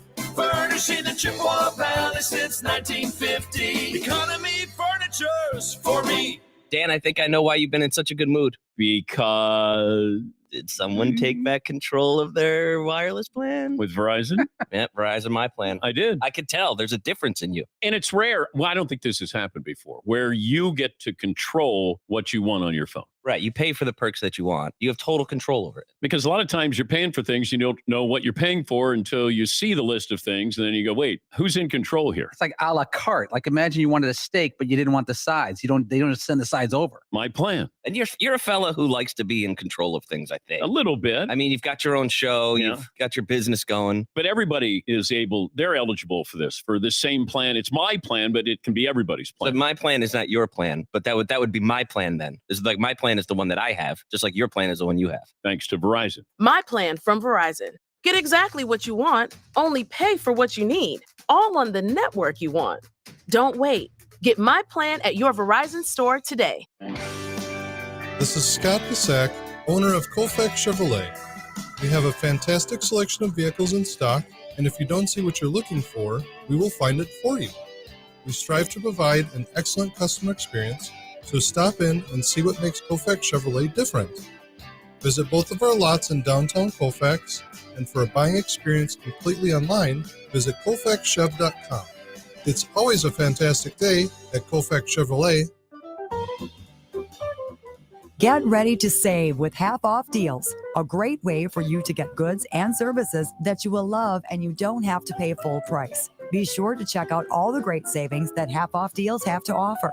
There's something for everyone, so be sure to see for yourself. Be ready with your credit or debit card and get ready to save. For more details and to find out about all the savings, just go to aroundthe715.com. The brands you trust, prices you'll like, the service you'll love every time you buy. Appliances for your home at Amundsen's. Get more options than me at Amundsen's Appliance with Amana Top Load Laundry. Easy to buy, just $9.99 for the pair. In stock and ready for delivery. Amundsen's in Eau Claire, Triple Falls, Rice Lake, and Hayward. Or shop us online at Amundsen'sAppliance.com. Then the best place to buy is Amundsen's. The Shoe Doctor is known for quality footwear. Remember, the Shoe Doctor can keep your feet comfortable during all the different outdoor weather and activities here in the Chippewa Valley. Work boots, casual shoes, sandals, and more from brands you trust like Keen, Merrill, Chaco, and Dansko, and that's just to name a few. Located on Claremont Avenue in Eau Claire, you can also visit them online at ShoeDoctorFootwear.com. The Shoe Doctor, quality footwear for work, sport, and fun. Do you remember all those times playing in the backyard and daydreaming of either playing on your favorite sports team or dreaming about all the goals you wanted to accomplish in life? We still do that today, and that's why we created Backyard Dreams. We want to help people accomplish their goals, chase their passions, and achieve their dreams. Whether someone's dream is to attend a ball game, someone needs a new pair of basketball shoes, or a Little League team needs help going to a tournament, we want to help, and we need your help as well to help our community. To learn more about Backyard Dreams, just visit sportstalk1051.com.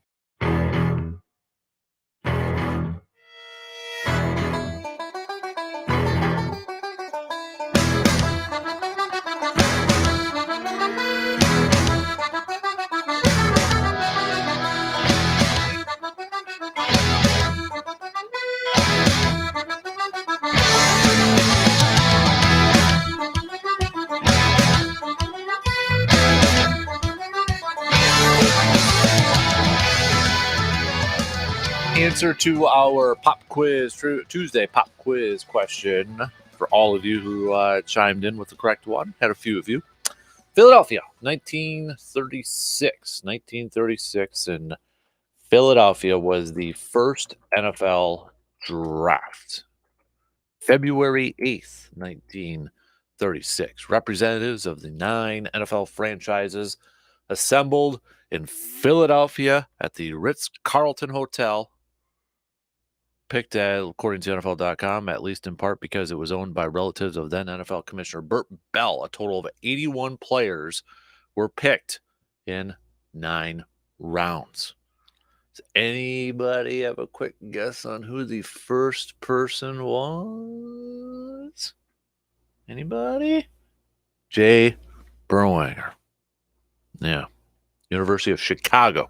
First player ever taken in the NFL draft. The Eagles selected the halfback, but traded his rights to the Chicago Bears. So there you go. Kind of going back to one of our questions of the morning. We've been a couple of things we've been asking. Just have a little fun with this. Because I think for the most part, a lot of people are excited that the draft is coming to Green Bay in 2025. So we kind of asked what would be some of your sports-related bucket list, not necessarily like a bucket list to go to the games, but like the draft. It's not a game, it's an event, or maybe checking out the Hall of Fame or museum or something like that. So if you haven't had a chance to kind of chime in on that, you can do so with the text, or hit me up on Twitter or Facebook. Twitter at DANKASPER, Facebook.com/Kasper Sports. Also, we've been saying, there's probably going to be a lot of new people coming into Wisconsin or visiting Green Bay for the first time with this draft. So if you were kind of like a Wisconsin tour guide or a Wisconsin consultant, if you will, and you got all these people coming from across the world, coming from across the country, and hitting up Green Bay and hitting up Wisconsin for the very first time, what would be some of the things you would tell them that they have to experience to get the full-on Scotty experience? Full on. Got a few of you already saying the supper clubs. All right, so we got that one. We got the supper clubs on there. We've got the brats on there, all right? We've got the cheese curds on there. I mean, do they got to hit up the Dells, going down on the Ducks or something like that too?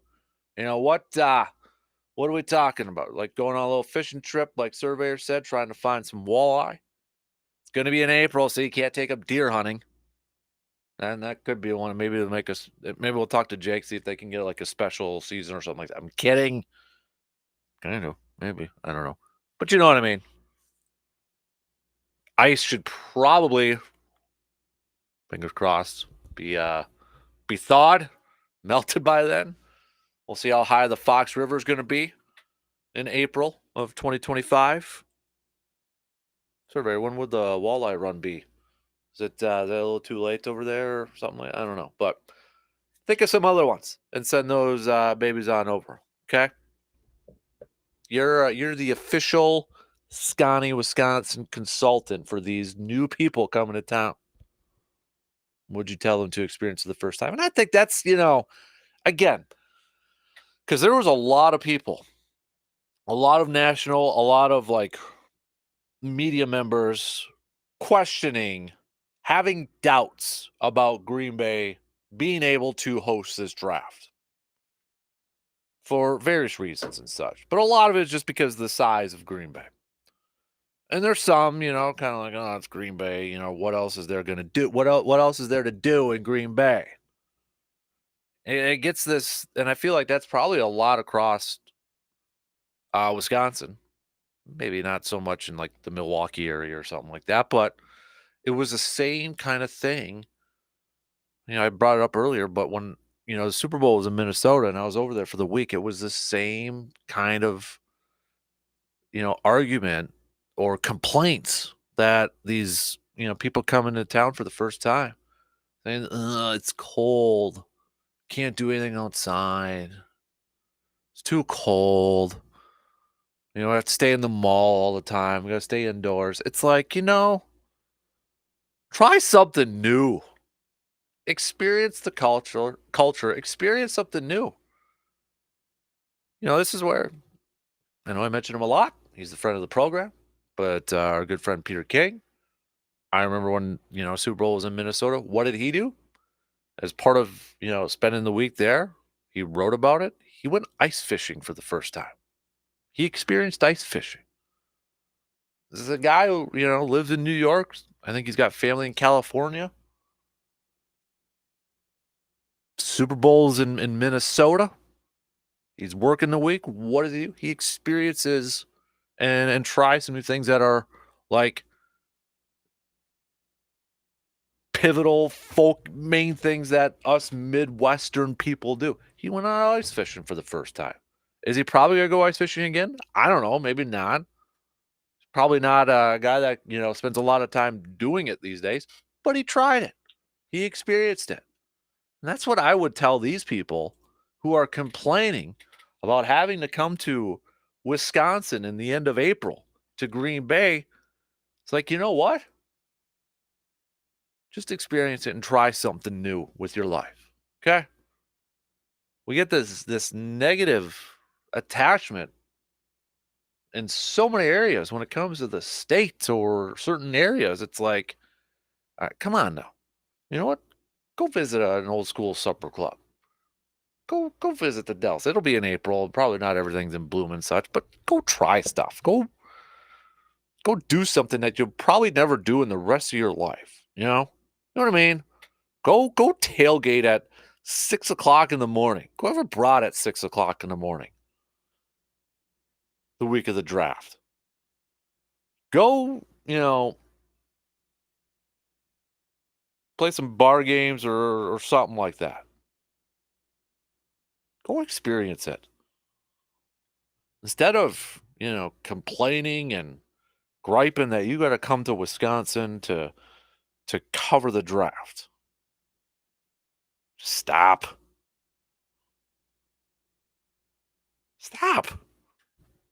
It was kind of annoying to see all the people complaining about it on social media and Twitter yesterday. I just, like one of them saying, I don't want to have to drive. I want to be able to walk to everything. Good Lord, dude.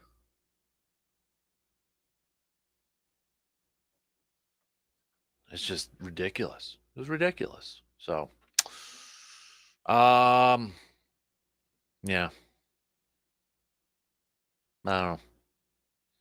Okay, a lot of you, kind of going with the supper club thing again, going with the, kind of the typical stuff, a little fish fry and that sort of thing. So, I mean, you got your typical Wisconsin stuff. I think what did Brandon and I think was that a couple years ago we did the it was based all off on you guys. I might have to revisit that. You know those things that go on Facebook or on social media a lot? It's like, you're a true Wisconsinite if. It's like, you do the test sort of thing. And I think Brandon and I created our own on one show. It might have been during the COVID era where there really wasn't, sports going on. I think we did it. I might have to bring that back out. See if I can find that somewhere. I think I have it somewhere. Let me see if I can find it coming up during the break or what have you. But how many of you already know that, you know what, you're going. You're going to the draft. Done. Signed, sealed, delivered. You're already making plans. I'm making some plans. I'd like to do a show from there. I'm hoping we can do a show from there.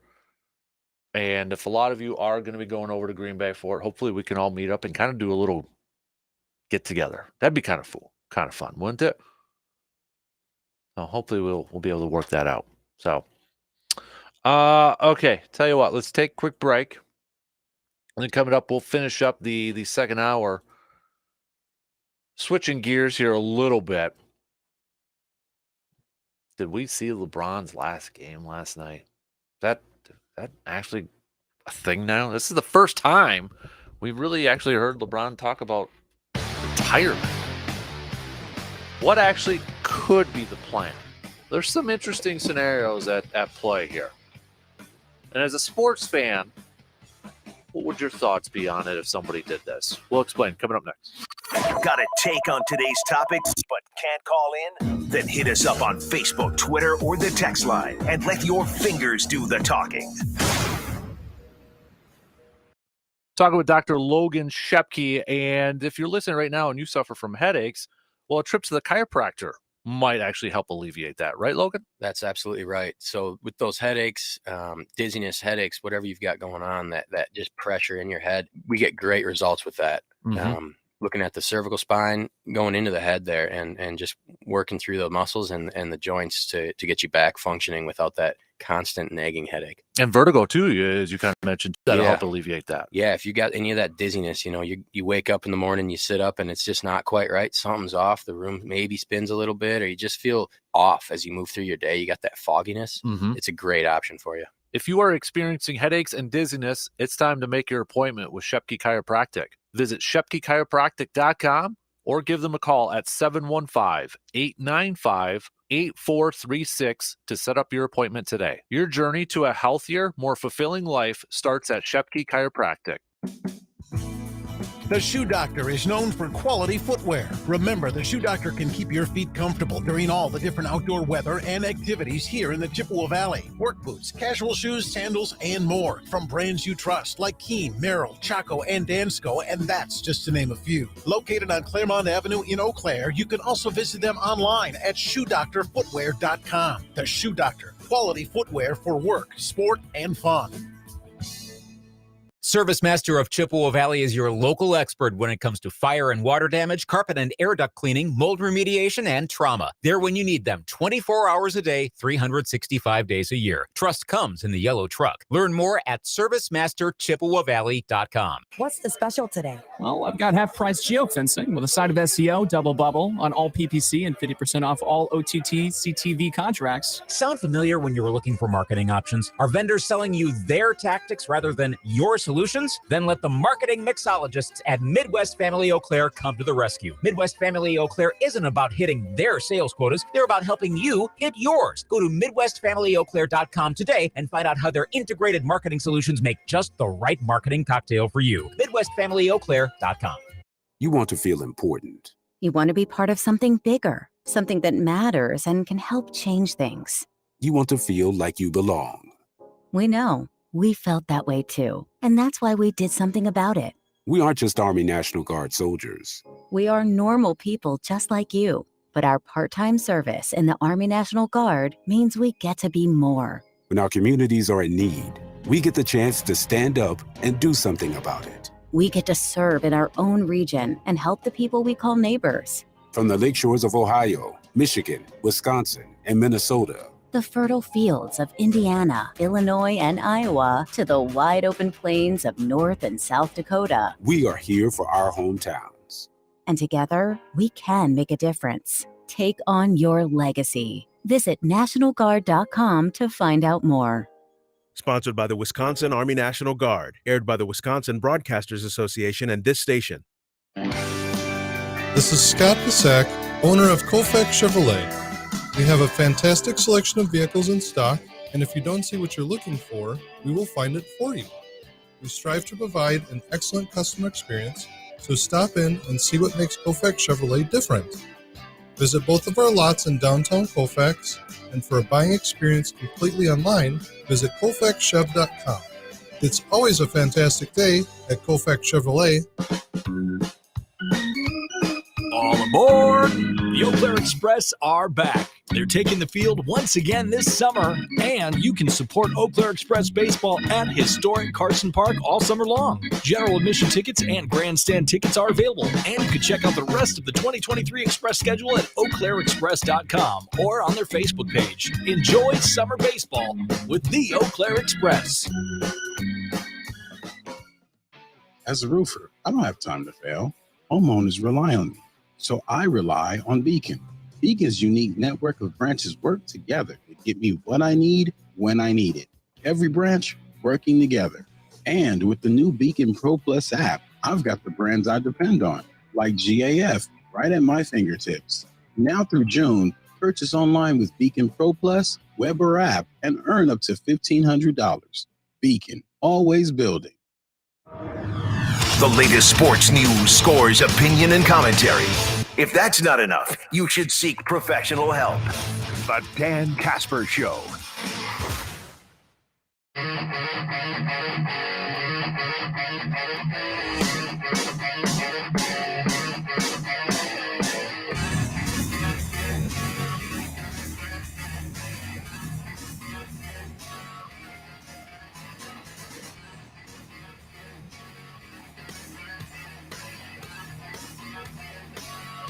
All right, second hour, getting ready to wrap up here. Coming up just past 8 o'clock, we're going to catch up with Sammy, general manager for the Eau Claire Express. Begin our Tuesday updates with the Express. Opening day now less than a week away.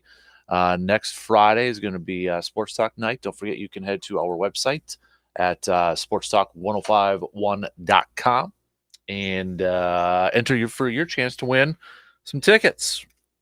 Win some tickets to our night on June 2nd, Friday, June 2nd. So should be a lot of fun over there. Can't wait for the Express season to get going here. All right, let's finish up this hour. Could we have maybe possibly seen the last game of LeBron James? Really? Did anybody really expect that to happen? After the game, after the Lakers got swept by the Nuggets, he kind of had some cryptic comments about his future in the NBA. which kind of caught a lot of people off guard because we just assumed he was going to play for a few more years. He'd been saying that he wants to play with his son at least a year, but he said afterwards, I got a lot to think about. Just personally, with me moving forward with the game of basketball, I've got a lot to think about. When a follow-up was, when you say you got to think about stuff, what thread should we be pulling on that? His answer, if I want to continue playing. Question, as in next year. Answer, yes. Question, you would walk away. Answer, I got to think about it. That was LeBron. And then afterwards, following the news conference, ESPN, according to the mothership, asked James to elaborate on his statement, saying, when you say you got to think about, and that was, kind of reiterating some of the stuff that we just said there, but saying if he wants to continue to play. So could we have seen the end of LeBron? That kind of snuck up on people because nobody really expected this to be the final year. But I got a theory, and I know it's kind of been floated out there. It's not my theory. I saw some people pushing it out there, and I'm like, it kind of makes sense. It can kind of make sense. LeBron steps away from the game next year. Steps away, watches his son play for a year at a USC. Okay. And then if his son does just play the 1 year at college, enters the NBA, he signs a deal maybe for a year, maybe a couple years, for the team, whoever drafts LeBron James's kid, Bronny. Now, looking at his contract, he's got he's got be making $46.9 million cap hit for 2023, 2024. Then player option, 2024 to 2025. So he can do, and then he would be an unrestricted free agent in 2025. But that player option is the sneaky one right there. So as a sports fan, I mean, because my first thought was like, I could see LeBron doing this. Would he sit out a year and then come back and play for his kid? But at the same time, as a sports fan, what would your thoughts be on somebody like LeBron is LeBron? Like he pretty much can do whatever he wants, and teams will cater a lot to him. I can clearly see a team, maybe especially a team that's struggling a little bit with ticket sales, maybe want to increase that or increase some jersey sales. They may not put talent at the forefront. They may be looking at the marketing opportunity and saying, hey, if we draft LeBron's kid, we know we're going to get LeBron for a year too. That's a lot of moolah in our pocket for a year, at least a year. Let's do it. I can see some teams doing that, especially some teams that, maybe at the bottom in terms of, quote, money making, maybe want to draw some more fan bases in. It's a marketing ploy. But as a sports fan, what would your thoughts be if LeBron James did that? Worked his way to getting exactly what he wanted, and for his young one too, if that were to happen. Because I feel like some people would probably have issues with it. They would be like, well, LeBron just, got his way, forced the issue, got, maybe he got his kid drafted a little higher than what he was supposed to. And, and it's just LeBron being LeBron. I could see some people having some issues with that. No doubt. Now, could that happen? I don't know. I mean, LeBron could easily just play this year and still have that player option, or next year, I should say, and still have that player option, and then and then kind of go about it then to see if Bronny's going to play just 1 year of college ball and declare for the draft. And for those saying, well, why would he take the year off? Maybe to get his body right. He went through some injuries this year. He is an older man. He's closer to 40 than not. When you take the year off and just kind of get mentally right, get that body right, but also go and able to watch his kid play college ball at USC, be able to go to the games. That would be a really kind of unique situation that I don't think we have seen in sports at all, right? A guy of the caliber of LeBron, even, close to 40, still has something in the tank. Is he in his prime? No, he's not in his prime, but he's still got something left in the tank. He's still a draw.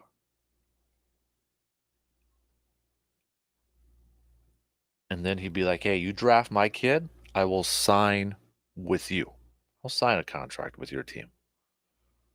Just want to play with my kid for maybe a year, maybe 2 years. But then doesn't that put a lot of pressure on that team, though, too, if you do that?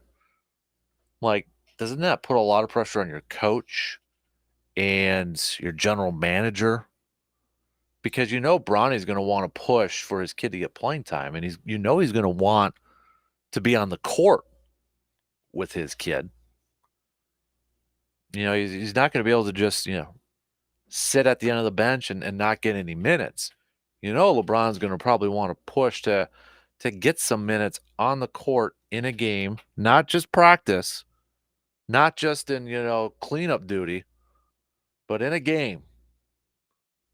He's going to put that pressure on that coach and that general manager or whoever's making the decisions to be like, all right, draft my kid, I'll sign with you, but we got to play. I want to play minutes with him. I want to play meaningful minutes with him on the court. That's a tough situation to be in.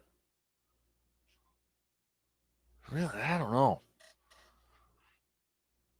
And would a team draft LeBron James's kid maybe a little bit higher just because, again, it's like a 2-for-1 package? Possibly. The first player I was trying to think of, and it's a different scenario a little bit here. I was trying to think of a player that, was probably clearly drafted higher than what they were probably supposed to be, but had a lot of the fanfare attached with it. And I keep going back to Tim Tebow, first round pick, Denver. You go back to that draft, should he have been a first round pick? Probably not. But you had the fanfare, you had the media attention, you had you were selling tickets, you were selling jerseys, and I don't know if that's why Denver used a first round pick in him. I would hope not. That was the first player that kind of came to my mind. This is obviously, a little bit different. But you get into those decisions as like a general manager and such, and if you're, making picks based off of situations like that, it's dicey, man. It's dicey. So, but Nuggets are moving on to the NBA Finals. Can the Heat join them? Well, if they get that W tonight and sweep out the Celtics in Boston, they will. If the Heat win, this will be I think I read earlier this morning, first time in the conference finals that both series were swept. So we'll see if the Heat can complete that, and we'll get a Nuggets and Miami Heat series, which I know it's probably not going to draw massive ratings compared to what it would have been for Lakers and Celtics, but I'll be honest with you, I'll be intrigued with that series. You got the Joker on center stage. Murray's been playing some really good basketball for the Nuggets. Aaron Gordon in there. Is that a, quote, big three? Probably not by definition that we have become accustomed to with the big three. Although I would say it's kind of maybe turned into more of a big two a lot. LeBron, 80. Philly was hard in Embiid, but then you had like your third or fourth were like really still good players, but they weren't like the D-Wade, LeBron, and Chris Bosh big three or the KG, Paul Pierce, Ray Allen big three. I think you kind of see maybe back to some more big twos. And then you look at, Miami, it's Butler and Adebayo's an all-star, but Tyler Herro's been like gone every game besides the first half of the Bucks series. So from that perspective, I like it because Nuggets 1 seed, great all season long, but they're like a team. They're more of a complete team. Yes, they're led by one of the best players in the entire league, and he's just been dominating right now. But they got good players, great players helping them out. They know the role. Same with Miami. Jimmy Butler's been on a tear, but it's been a team effort from Miami too. Butler's been a huge and the biggest reason why they're in this position. He's been playing some amazing and eye-popping basketball, but he is, and I think too, Eric Spoelstra goes back to him, the type of coach he is and the job that he has done. All right, 2 hours in. We got one more to go. We're going to catch up with RJ Cardinal at the bottom of the hour too. But first up, we begin our Tuesday updates with the Eau Claire Express. We'll hit that up coming up after these quick news updates.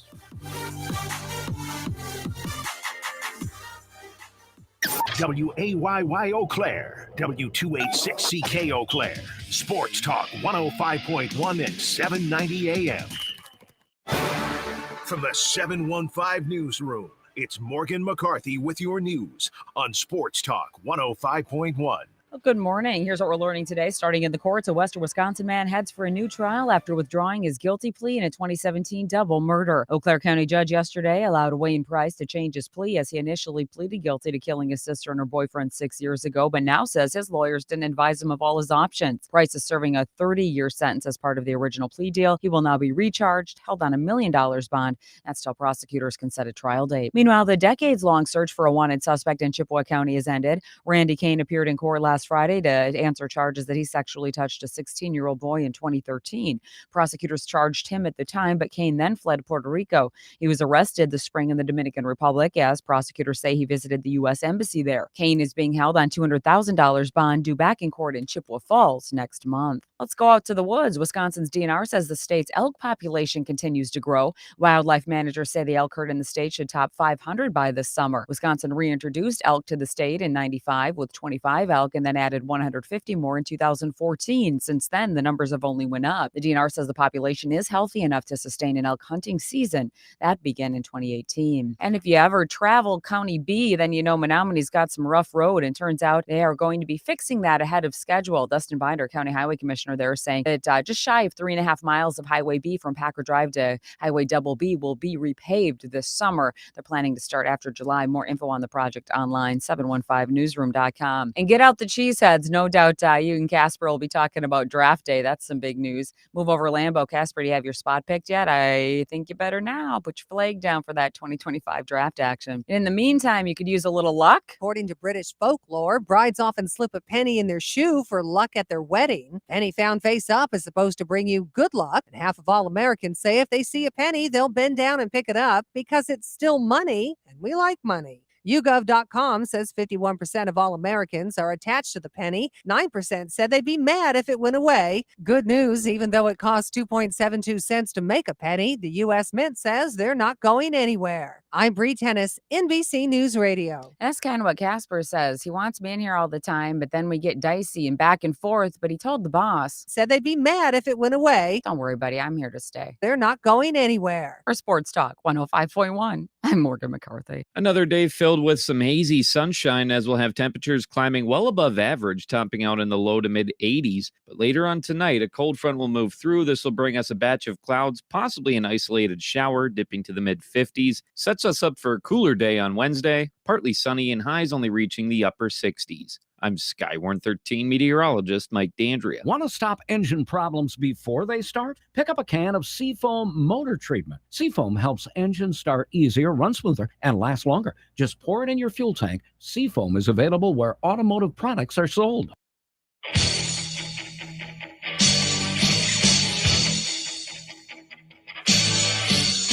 Let me ask you something. Did you name your firstborn after a football player? Hell yes.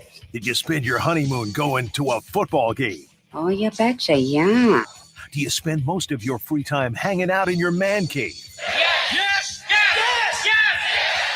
If you answered yes to all the above, then you, my friend, are a serious sports fan just like Dan. Yes. This is exactly where you belong. Sports talking and BSing is what we do best. What? Did we just become best friends? Yep. So rise and grind, people, because the Dan Kasper Show is on the air. You serious, Clark? Right now. Showtime. Woo!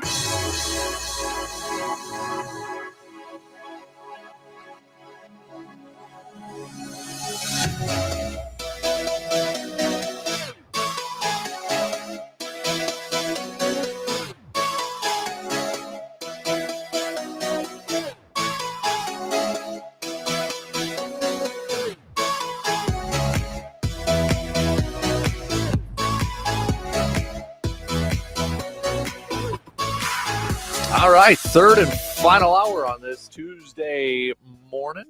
Appreciate you all tuning in wherever and however you may be tuning in from.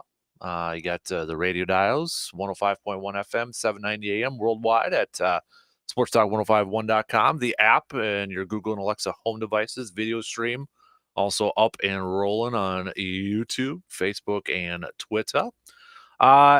Coming up at the bottom of the hour, we'll catch up with RJ Cardinal from the Zone in Madison, getting up to and all things going on Badger-wise. But today starts the day of our weekly chats and updates with the Eau Claire Express. GM Sammy in studio, less than a week away now officially from opening day. Does it getting the nerve butterflies starting to kind of the excitement butterflies, right? Kind of creeping in a little bit. Oh yeah, yeah, for sure. Last week I was having a conversation with Craig last Monday, I think it was, and I was like, "Yeah, the interns are you coming in on Wednesday? The interns start." He goes, "The interns start on Wednesday?" He goes, "This just got so real." Yeah. Yeah, I suppose. I mean, because are your interns kind of coming from all across here Mhm. too? Because Yep. yeah, I mean, what UW Eau Claire just had their graduation, Yep. so that's a quick turnaround for them too. Yeah. Out of school and then boop, got your Exactly. internship. So that's exciting. Yeah, it's awesome. Yeah, they've been with us for almost a week now, and Really? they're an awesome group. Yeah, We're really excited to have them. good deal. So opening day against Lacrosse on Monday, Memorial Day too. Mhm. Can't ask for a better one for opening day on Memorial Day at Carson Park against Lacrosse. That I think a lot of longtime Express fans view as their rival. Oh, for sure. Against Yep. the Loggers over there. Definitely. And it always ends up seeing that we play them on opening day. I think it's Mhm. just because it is for us, it's such a quick turnaround to go down there. Mm-hmm. Just because we can't play those 3 days because of the high school playoffs. Right. So it just kind of works out in our favor that's how it works out. That Mhm. we go to lacrosse, they come to us, and then we're on the road. Yeah. So Dale getting the team together. I know usually in the first part of the season, it's, guys are still trickling in if they're finishing up their college season and such. And I'm sure he's probably under a little bit of stress trying to figure out if he's got enough Oh, yeah. players and such to get ready at the beginning part of the season. Oh, for sure. This year, too, it seems that almost all of our temp guys are going to the playoffs. Oh, geez. So, those guys that we use as a cushion to help us get started until Mhm. some of the other guys can roll in from like Stanford, Cal Poly. Now they're All playing the West Coast over yeah, there. Yeah. they're playing in their own playoffs. So it'll be an interesting first week, Mm-hmm. to say the least. That's kind of probably the benefit too of having a guy like Dale on there because of that. He's been there Mm-hmm. before. Nice way of saying it. He's a veteran. Yeah. Calling him old. Yep. But he's been around. So you have that experience, or he has that experience to kind of rely on. And this isn't his first rodeo that you can Mm-mm. kind of manage around that too. Yep. Yeah. We'll be just fine. So everyone, don't worry. Mm-hmm. We might lose a couple games, so no need to call the office. But so you start off against Lacrosse, as you said, then Wilmer, and then you're coming back for 4 games in a row, which Yeah. includes Friday night, the second, Mhm. which is our night The there too. first of 5 retro nights. Exactly. So I got a feeling that one's going to be a packed house. Oh, it's going to be huge. It's one of 3 firework nights Mhm. at the ballpark. Magna schedule giveaway, retro night, Hudson's throwing out the first pitch. Exactly. He's warming up. Oh, He yeah, took a so big grounder last night at T-ball right Oh. off the chest. I was proud of him though. Because he picked it up and threw it right over. Didn't say anything. Good for He was him. good. And he almost caught his first fly ball too. I was gonna just like, okay, dad moment here. I was gonna geek out if he Yeah. had caught that. But Yep. yeah, he was on fire, and he's been warming up throwing too. So Well, he's ready. he's ready. He's ready. So, but you got it's gonna be a fun week coming up here too. Yeah, and then on June 3rd, we're hosting FanFest. That's right. Can you tell us a little bit about FanFest? Yep. So it's going to be from 2 to 5, and it's going to opportunity to come out and meet the players. We're going to have the first 200 fans that come in to FanFest. They're going to get a pack of trading cards. Oh, nice. Yep. So we'll be doing trading cards again this year. We haven't decided the other 2 dates of the giveaways, but this is your opportunity to get that first set of pack. And then at 3 o'clock, we're going to have a home run derby. And then we might pull some guys from the Mud Puppies to come and join in. Yeah. And then we'll have some vendors out on the fan deck and just kind of an opportunity to come out before the game, hang out, and get to know the players. Absolutely. That's really so. That's the 3rd, right? Yep. That's Saturday. Mhm. That's perfect. So Yep. have you guys have done that before? This is your first time doing something Mhm. like that, right? Yeah, That's what so I last thought. year we did the golf outing and it was Mhm. awesome. It was great. We just wanted something a little bit more personable. Mhm. And what better way to think of including way more people. Right. And it's a $5 ticket, and that ticket's also going to get you a GA ticket to that night's game. So Mhm. $5 and you're coming to FanFest and the Express game. That's a heck of a deal. Yeah. And if you want to upgrade to anywhere else in the ballpark, you can do that as well. That's awesome. Speaking of which, too, because I just got an email. I'm blanking on your marketing director. I'm blanking on her name. Michelle for the kids club, for the Trucks Kids Club, Mhm. with that too. And I think that's something. If anybody's got some younger fans out there, that they should look into to sign up, because I signed Hudson up Yep. for that. But anybody listen, can you give a little background on that one? So it's essentially the more games you bring your kids to, the more prizes they're going to get. Mhm. So those first 5 games that they come to, they're automatically going to get their prizes. After that, it's every 5 games. Mhm. So it's completely free to sign up. You just got to buy a ticket to come to the game. So the first one when they come is they're going to get their lanyard with their boarding pass. That way we can clip all of their prizes that they're going to get throughout the season. There's a t-shirt in there. We switched up some of the prizes this year, so I'm trying to remember what else is in there. But yeah, there's some pretty awesome prizes that Yeah. we've been working with Close Up on, and it's awesome. It's sponsored by Marshfield Children's.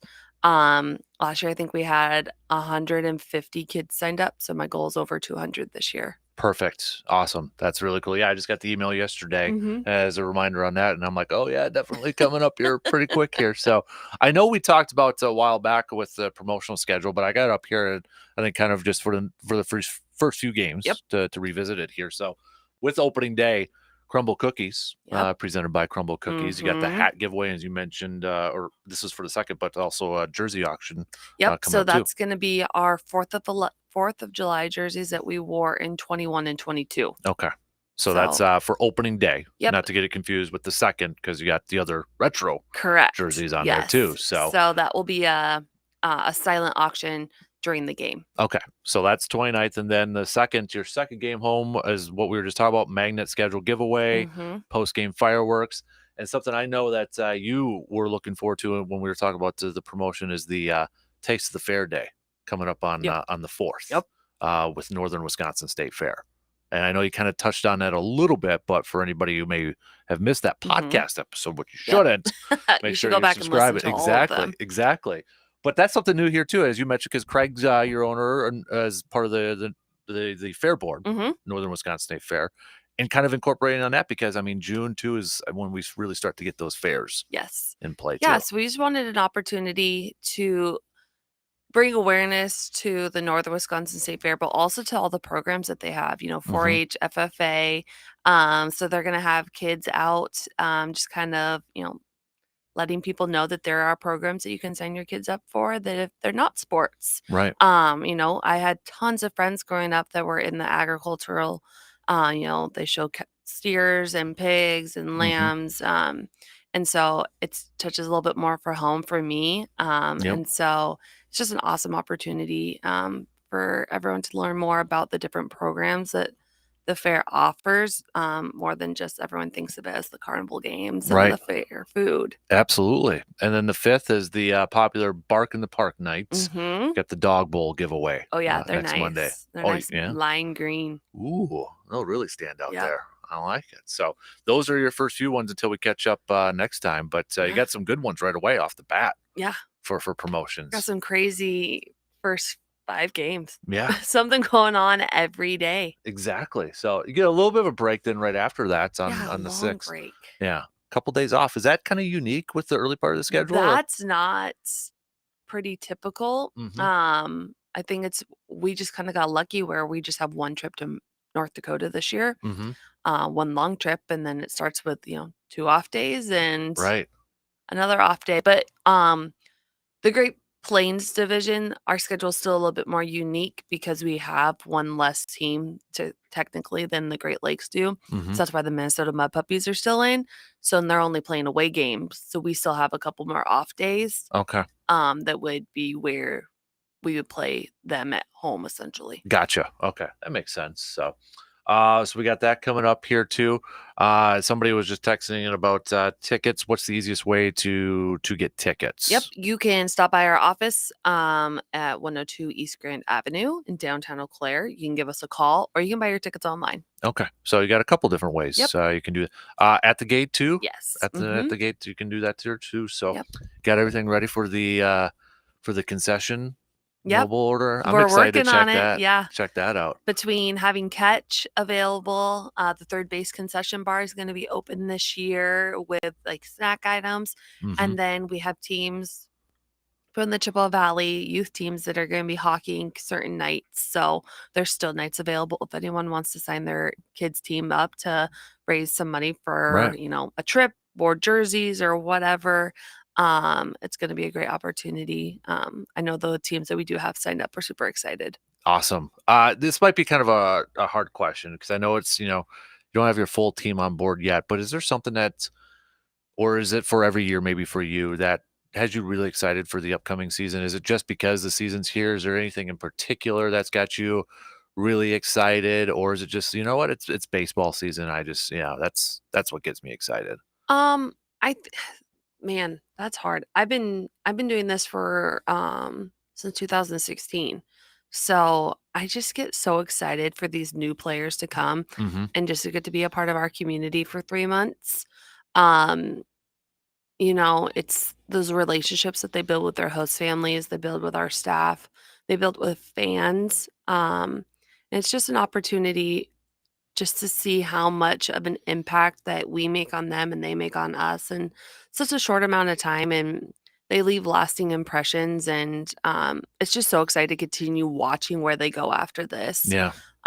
Whether they get drafted or they start their own businesses, we're always going to support them in any way that we can. So I think it's just overall just the excitement of a new season and the new Mhm. possibilities that it brings. And we always have a new set of staff, whether it's interns, full-time staff, part-time staff. There's always just someone new that's at the ballpark. So we just like to treat it like everyone's first time. Absolutely. I gotta bring this up too, but with the Northwoods League, the exciting announcement last week that we were talking about was softball Yeah. getting incorporated for next year. I know details are kind of being finalized and Mhm. locations and such, but that's pretty cool to see the Northwoods League Yeah, it's embracing awesome. that. It's on awesome. board. They've been working on this for a few years now, so it's exciting for it to be out in the public and actually be able to talk about it. Mhm. Um, it's it it's a long time coming, and it's awesome that we get to be the first league to have something like this Mhm. for college softball. I say this all the time, but for little kids and little girls, these are their professional athletes. So Yeah. then these are the idols that they look up to. I mean, that's how I was when I was younger. I looked up to all the girls at, U of A and University of Oregon. Like Jenny Finch was my idol Oh, yeah. growing up. And so as for many, many people.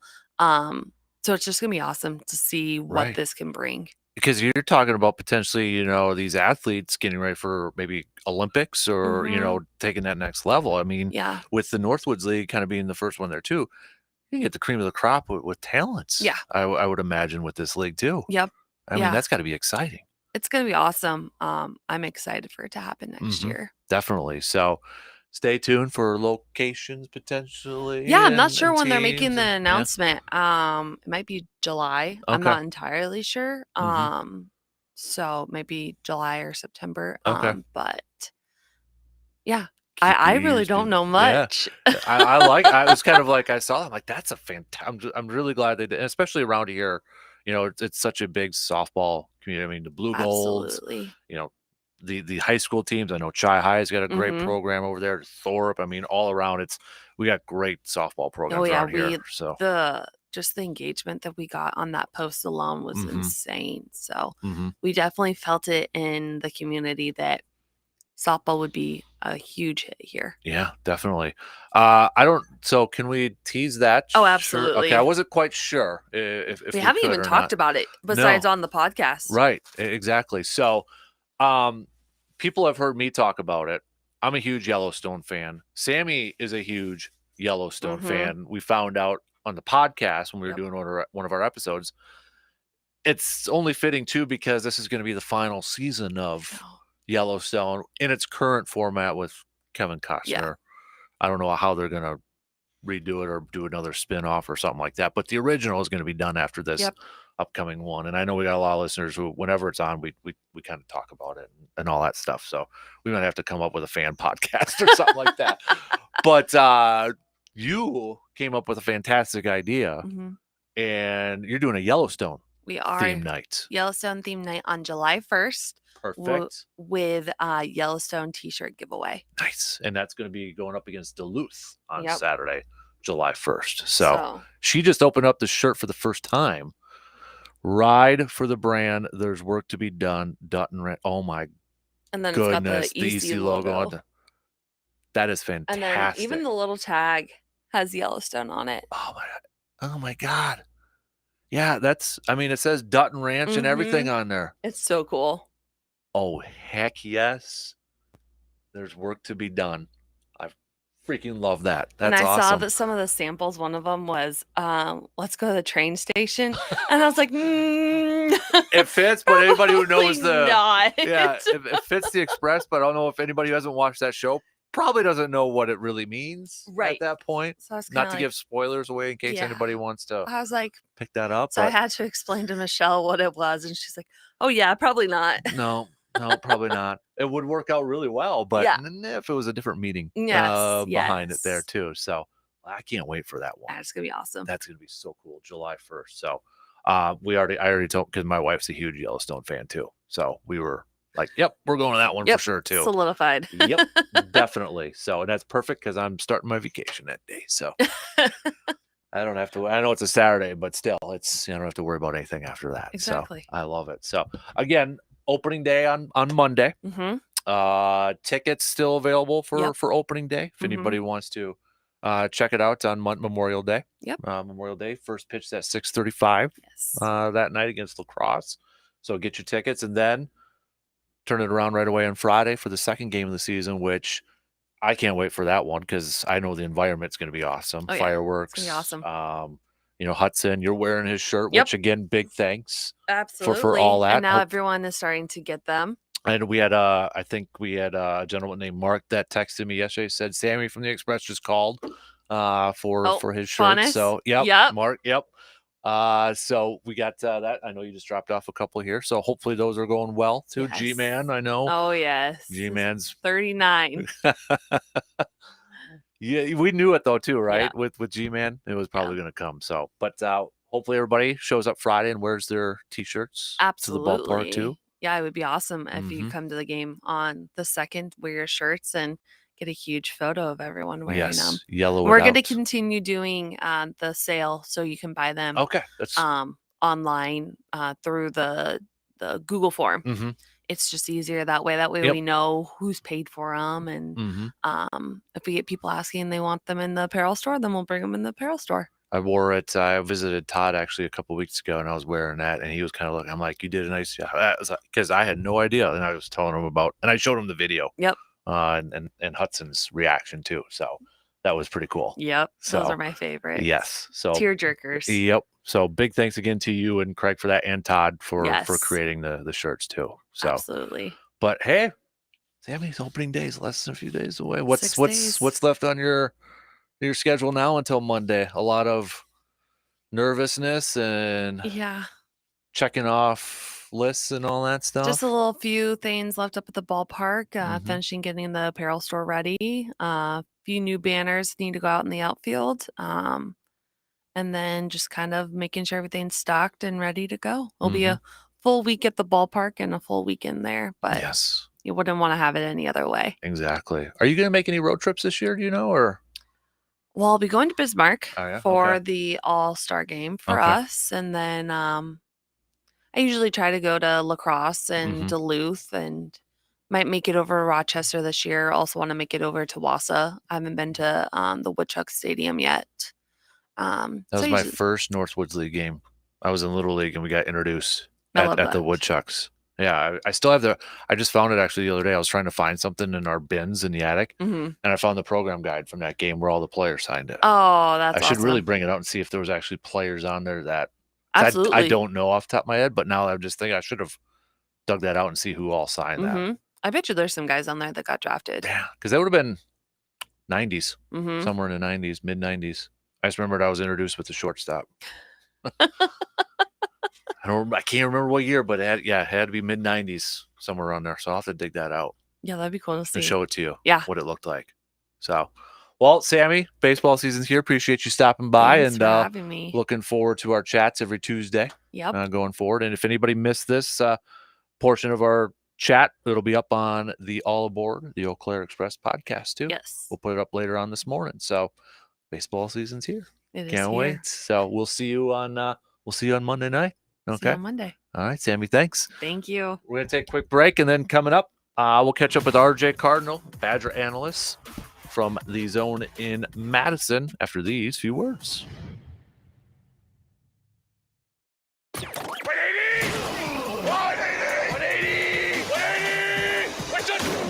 The Dan Kasper Show will be right back.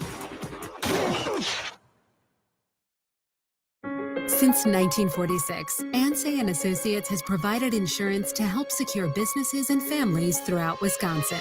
With custom coverage and superior customer service, Ansay and Associates can provide all of your insurance needs. Visit ansay.com today and get a free consultation with one of our strategists, or come see us in person at any of our local offices. Ansay and Associates, securing and protecting your American dream.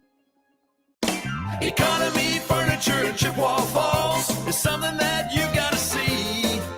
The biggest selection for miles around, 2 jam-packed floors of quality. At Economy, you don't have to wait for a sale. It can be yours immediately.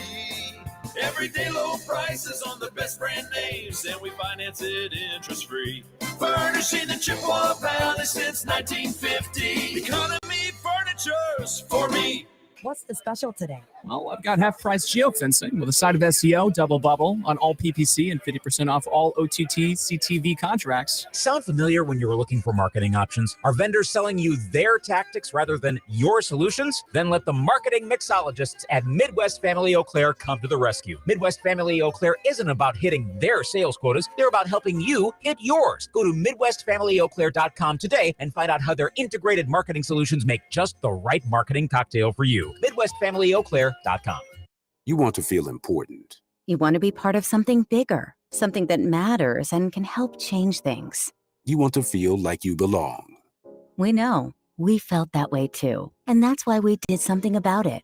We aren't just Army National Guard soldiers. We are normal people just like you. But our part-time service in the Army National Guard means we get to be more. When our communities are in need, we get the chance to stand up and do something about it. We get to serve in our own region and help the people we call neighbors. From the lakeshores of Ohio, Michigan, Wisconsin, and Minnesota, The fertile fields of Indiana, Illinois, and Iowa to the wide open plains of North and South Dakota. We are here for our hometowns. And together, we can make a difference. Take on your legacy. Visit NationalGuard.com to find out more. Sponsored by the Wisconsin Army National Guard. Aired by the Wisconsin Broadcasters Association and this station. Dan, I think I know why you've been in such a good mood. Because did someone take back control of their wireless plan? With Verizon? Yeah, Verizon, my plan. I did. I could tell there's a difference in you. And it's rare. Well, I don't think this has happened before, where you get to control what you want on your phone. Right. You pay for the perks that you want. You have total control over it. Because a lot of times you're paying for things, you don't know what you're paying for until you see the list of things. And then you go, wait, who's in control here? It's like a la carte. Like imagine you wanted a steak, but you didn't want the sides. They don't send the sides over. My plan. And you're a fella who likes to be in control of things, I think. A little bit. I mean, you've got your own show. Yeah. You've got your business going. But everybody they're eligible for this, for the same plan. It's my plan, but it can be everybody's plan. So my plan is not your plan, but that would be my plan then. It's like my plan is the one that I have, just like your plan is the one you have. Thanks to Verizon. My plan from Verizon. Get exactly what you want, only pay for what you need, all on the network you want. Don't wait. Get my plan at your Verizon store today. This is Scott Pasak, owner of Kofek Chevrolet. We have a fantastic selection of vehicles in stock, and if you don't see what you're looking for, we will find it for you. We strive to provide an excellent customer experience, so stop in and see what makes Kofek Chevrolet different. Visit both of our lots in downtown Colfax, and for a buying experience completely online, visit KolfaxChev.com. It's always a fantastic day at Kofek Chevrolet. Auto King, one king and one location only on Birch Street in Eau Claire. I'd like to get real with you for a moment. All across the country and even in our town, there are people who have to go without. Perhaps even you, having to go without being able to hear parts of the Dan Kasper Show. It's tragic, but there is help. You can listen to segments from Dan's show and new content on the Man Cave podcast. Check it out for yourself on your favorite podcasting platform.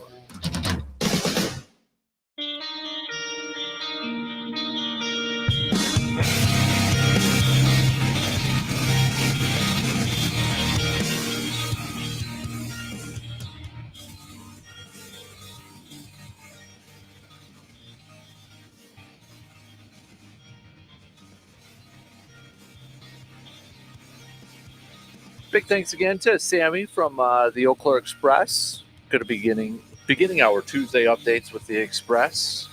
Now that the season is here, opening day on Monday, Sports Talk Night on Friday night, next Friday night, not this Friday, next Friday, June 2nd.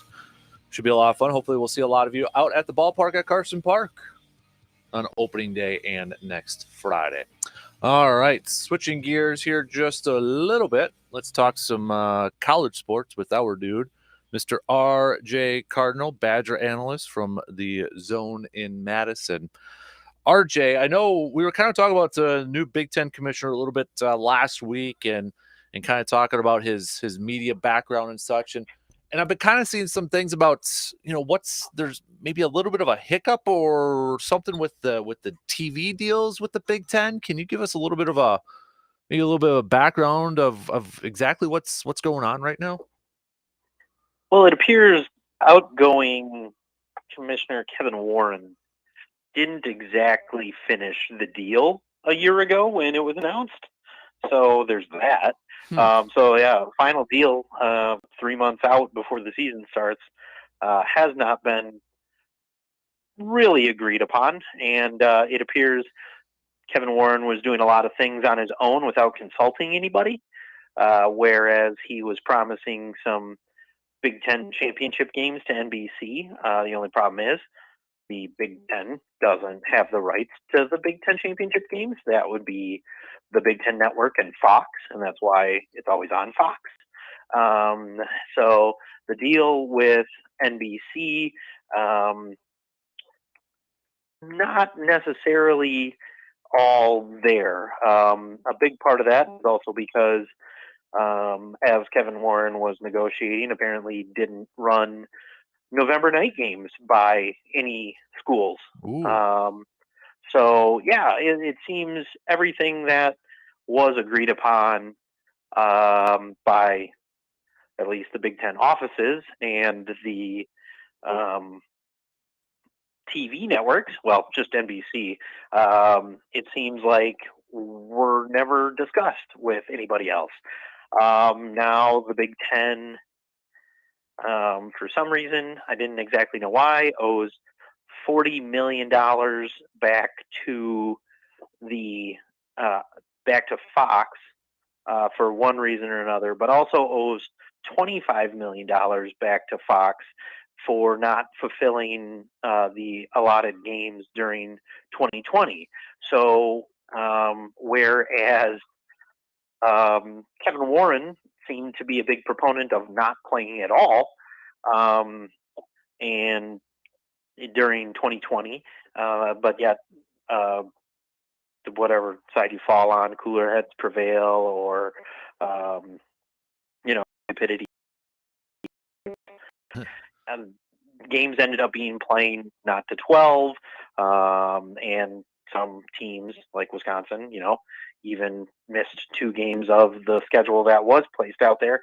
But yeah, because the Big Ten didn't fulfill the number of games, they owe another $25 million to Fox, and then apparently, depending on what actually goes down in agreements with the NBC portion, up to $70 million could be lost in part of the $1 billion deal that was agreed upon. Now, I mean, still that it was 1.1 billion, so it becomes 1.03 billion. It's still one of the most lucrative contracts in sports history. But yeah, it seems Kevin Warren, and in reading some things from across the internet on some sources that have tended to be right upon things, it seems that some people were put in place in the Big Ten offices to really keep this guy in check, because after they hired him, shortly thereafter, you saw like Barry Alvarez become a special advisor to the commissioner and things like that, and other people joined in.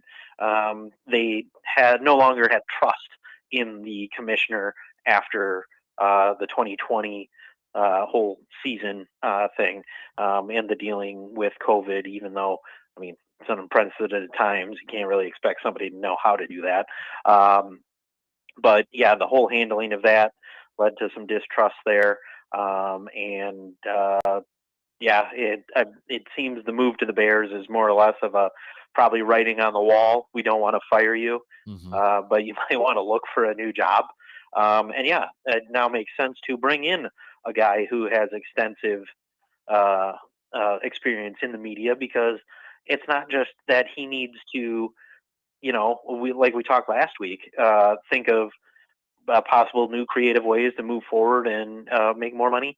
He now needs to salvage some of this money that Kevin Warren apparently didn't know what actually the conference had the rights to, as opposed to their TV deal that apparently everybody in-house except Kevin Warren knew the Fox had the rights to the Big Ten championship game through 2030.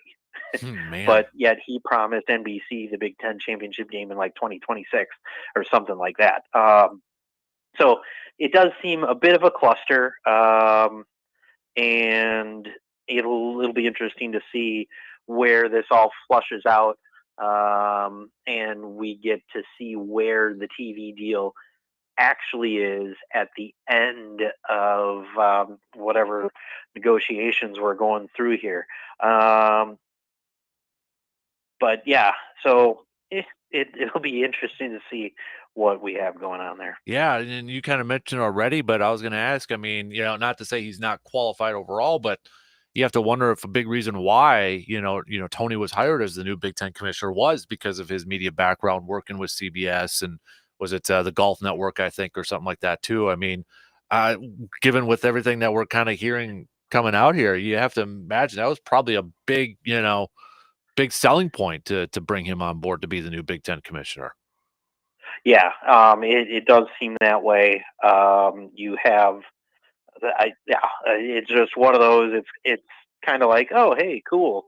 They just signed a big TV deal. We really won't need that guy for a while, but now it does appear we found a reason why they needed him, and not like you're saying.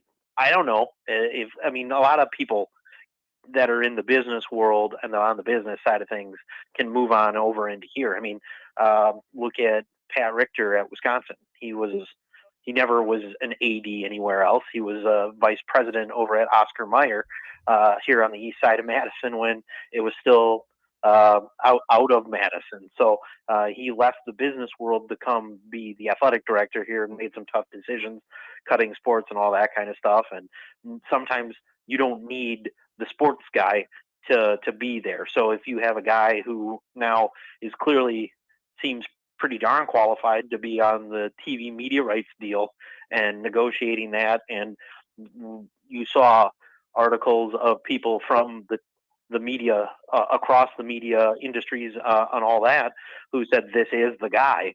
Let's hope the respect's there for him to be able to smooth things over, at least with the NBC side, to try to salvage as much of the up to $70 million that could be lost from this deal that was in place but not signed. You bring up a really interesting point, RJ, about, backgrounds of like athletic directors and such, because, I think it was actually kind of talked a little bit about last year in the NFL with like general managers. Do you want the general manager that's like a scout by trade, or maybe a general manager that's a salary cap and, expert and can factor into money and all that sort of stuff? And you kind of mentioned with athletic directors, I know of, some at different colleges too that, not necessarily former coaches or assistant athletic directors. They came from like a PR background or maybe a business background or something like that. I think every situation is probably unique in what type of athletic director you want and what point you're probably at that program. But, I think long gone are the days or former athletic directors are supposed to be, those former coaches or something like that. Right. And currently, your job as the athletic director is to generate as much revenue as you can. It plays into everything an athletic director used to do, where it was just like, find the right coach to make sure get your department in order so, you can be the figurehead. Elroy Hirsch, that's really what he did. He was the rah-rah guy who went around shaking hands and kissing babies to try to get money into the UW. But, the athletic department as a whole kind of slid by the wayside because, they were hiring friends. They were hiring old Badgers. They were hiring that maybe weren't qualified to put winning on the field, and then the money started dwindling, and it didn't matter that it was Elroy Hirsch. But then, you look at the business side of things, and getting a PR person in there, getting somebody with a business acumen in there, getting somebody there who understands the business side of it and doesn't necessarily need to be the end-all be-all on I can do talent evaluation on coaches. It sounds stupid, but that there's search firms like that for a reason to help you out on that kind of thing.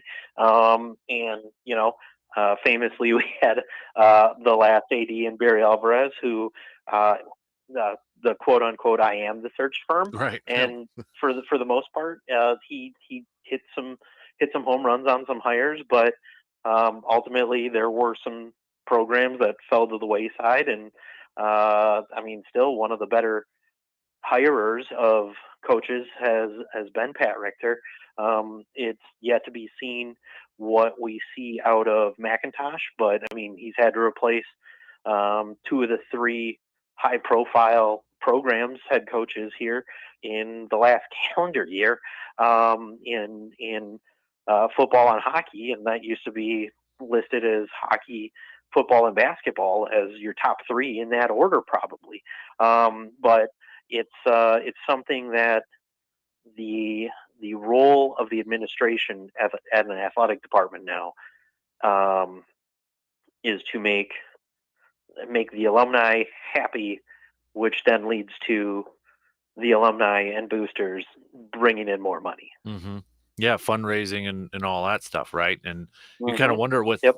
the NIL now too, factoring that all in with it. And that's what you correct me if I'm wrong, but that's something, Chris McIntosh, was it the Badger Fund or what, the Varsity Fund that they're starting? The Varsity Collective. Yes. Varsity Collective, yeah. So I mean, Yep. factor that into that 80s have to kind of manage too. So man, Right, and really that's a separate. I think of the Varsity Collective as more like a high school booster club mm-hmm. where they work with the school. They're not necessarily involved in the school, but they can then use money from the collective to help with things that the school might need. Or, it's like, hey, we're thinking about this kid. What can you do? The school's not paying them. The Varsity Collective Gotcha. it's not, it's treading that line of being the school, but not the school at all. Mm-hmm. Interesting. If that makes sense. Yeah. Hey, sticking with football before I let you go, because I feel like I've always asked you this time of year when CBS Sports comes out with their college football coach rankings. And it was always like, Paul Chryst was maybe in the mid-20s to late 20s or something like that. And this year, Luke Fickell cracked the top 10. But to me, it's surprising, RJ, that they said this was his debut on a top 60 list. And this was a guy that went to the college football playoff a few years ago. So that's quite the debut for a top 10 to be on there. First of all, surprised that was his debut. But too high, just right? I always ask you this every year, so I got to ask you now with Luke Fickell. Too high, just right? Too low? What do you think? I mean, a coach that's appeared in the college football playoff, national coach of the year. You also, it was more at Cincinnati. It's not like he's getting some recognition for when he took over at Ohio State. It seems a bit high. Especially going into year one at a new school, because that can, if things don't go the way you want them to right away, and it could be because not all your players are there, it could be because injuries, it could be because of whatever. All of a sudden, people look at that and be like, "Oh yeah, top 10 coach, right?" I think it's a recognition of what he had done at Cincinnati, and now that a Power 5 school, and I mean, I guess Cincinnati's about to become one as they move to the Big 12, but a Power 5 school taking a chance on you might be more of that kind of recognition, where people see Wisconsin as that steady, hey, they're not going to be top 10 preseason all the time, but usually they're going to be hovering in that top 25 as a team, way too early polls and things like that. But I think it's more of a recognition of the accomplishments so far. And I mean, we've talked about it with preseason polls in themselves. It's more or less popularity and what you did in the past than anything you had done in the recent times. Because I mean, for some reason, we always see Texas as a top 10 team when I still don't know if they're back. Did it surprise you though that this was his debut? I mean, for like 60 some, you're ranking your 60 some coaches, and this was his debut, like 2 years even after. And the thing was too, is like their line in there says, if he would have been still at Cincinnati or Wisconsin, it wouldn't have mattered. He would have been in the top 10 here. And I'm like, still, it's like you guys are maybe a year behind or something like that. Yeah, and maybe it's because they didn't want to rush to anything after the college football playoff appearance and make themselves seem a little off, in case Cincinnati fell to earth this past season. But yeah, I think it's more or less of okay, we can put them on there now because whatever publication it is, they don't seem like they're sniffing glue and building model airplanes along with Tommy Boy. So it's one of those. If it's something new, it's always late. But if it's something that is in people's minds, they tend to stay on too long, even though everybody else in the public is looking at it and being like, "Hey, you sure about that?" But most of it's always just you put the more popular names up there, so you get the views on it. Right. Well, dude, hey, appreciate you breaking down that Big Ten media deal for us, because I was like, okay, what the heck's going on, and trying to read it all. So, big thanks for you breaking it down for everybody, and always appreciate our chats every Tuesday, bud. We'll do it again next week, okay, sir? Sounds good. We will see you then. You got it. There you go. There's RJ Cardinal, college sports analyst extraordinaire. We'll take a quick break, and we'll be back in just a few minutes to finish up this Tuesday program after these quick words.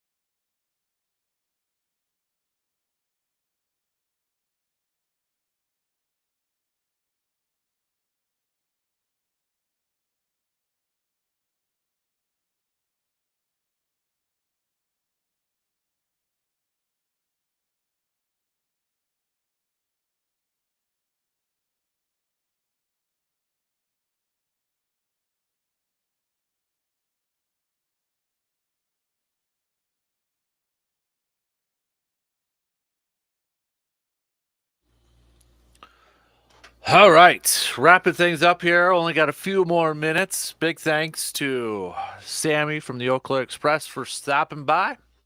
If you missed portions of our conversation or missed the entire conversation, don't forget you can subscribe to the All Aboard, the Eau Claire Express podcast, available on your favorite podcasting platforms. Available also at our website, sportstalk1051.com. Big thanks to RJ Cardinal for hopping on. Just got done chatting with him over there too. So breaking down that really kind of, I don't know if anybody tried reading all that stuff about the Big Ten media deal, and I'm just like, when it involves a bunch of numbers, if it doesn't involve a salary cap or batting statistics or golf scores, I get lost. So big thanks to RJ for breaking that all down for us this morning. We had a lot of fun talking some drafts. Hopefully we've got some plans in the work here we got a little bit yet, but got to start planning now for when we do hopefully some shows over there in Green Bay in 2025 for the NFL draft. But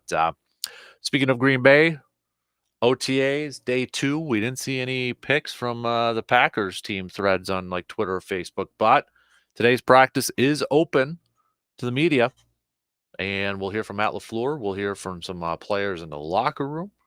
So practice opens up to the media, it looks like at 12:30 today. So if you've got Twitter, you're probably going to have a feed that's going to be flooded with videos and tweets and all that sort of stuff. So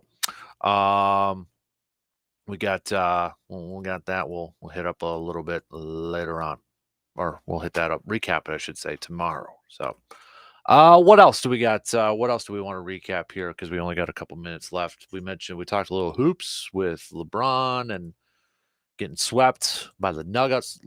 Lakers getting swept by the Nuggets. But LeBron making some cryptic comments. Could he actually be calling it a career? Maybe even taking it a little bit of a break. I don't know. We'll see in the coming days. But the Heat will try to sweep the Celtics and join the Nuggets in the NBA Finals. That game is tonight. You had Florida in the Stanley Cup playoffs getting another victory last night. So they are up 3-0 in their series with that 1-0 victory last night. Tonight we've got Vegas taking on Dallas. Vegas up 2-0 in their series. They'll try to go up 3-0. So we'll see that. Brewers tonight, first pitch. We got Colin Ray back with the ball club, looking for his first win of the season. Brewers trying to bounce back from last night's game debacle with Wade Miley. Or not Wade Miley. Gosh, I need to shut this thing down because I'm getting all tongue twisted and names all screwed up in that. Corbin Burns getting the loss yesterday. Hold it together, Dan. Corbin Burns getting lit up yesterday, giving up 4 home runs for the first time in his career. The most that he had given up beforehand was 3, and he did that 4 times back in 2019. So rough night for Mr. Corbin Burns. We'll see if the Brewers can bounce back with Colin Ray on the mound. And then Freddie Peralta getting the start for the Brewers tomorrow. But tonight's game's at 6:40 first pitch. You can check that game out on the radio dials of 105.1 FM and 790 AM. Tomorrow's game will be a day game at 12:10, a little bit early. A little midday action over there. Gotta like that. So tomorrow we'll do another edition of Showdown. We'll hit that up. A couple more years moving on in the second round. We'll do some stock reports, whose stocks are up and whose stocks are down. If you want to play along with us, you can hit us up with those texts at the Shoe Doctors bullpen line, 715-830-1912. So we'll hit that. We might do a little sports vigilante. We'll see if we can kind of come up with a good topic for sports vigilante, or we'll play a little bench start cut tomorrow. Either one, we'll do sports vigilante or bench start cut tomorrow. So golfers, don't forget, sign up for the Casper Classic. Teams are filling up fast in our early bird registration. So just head to sportstalk1051.com. I know it's not till August, but we opened up a few spots because Well, the first 2 years we have sold out. We've sold out. So we opened up a few spots so you can secure your team in. You want to do so? You better do it now because they're going by quick. DP and the Danettes, they're up next. It sounds like they're going to be talking with Michael Block coming up right after in just a few seconds here. The golfer who captured the hearts of many at the PGA Championship this past weekend. Have a good Tuesday. We'll be back at it again tomorrow morning, just past 6. Talk to you then.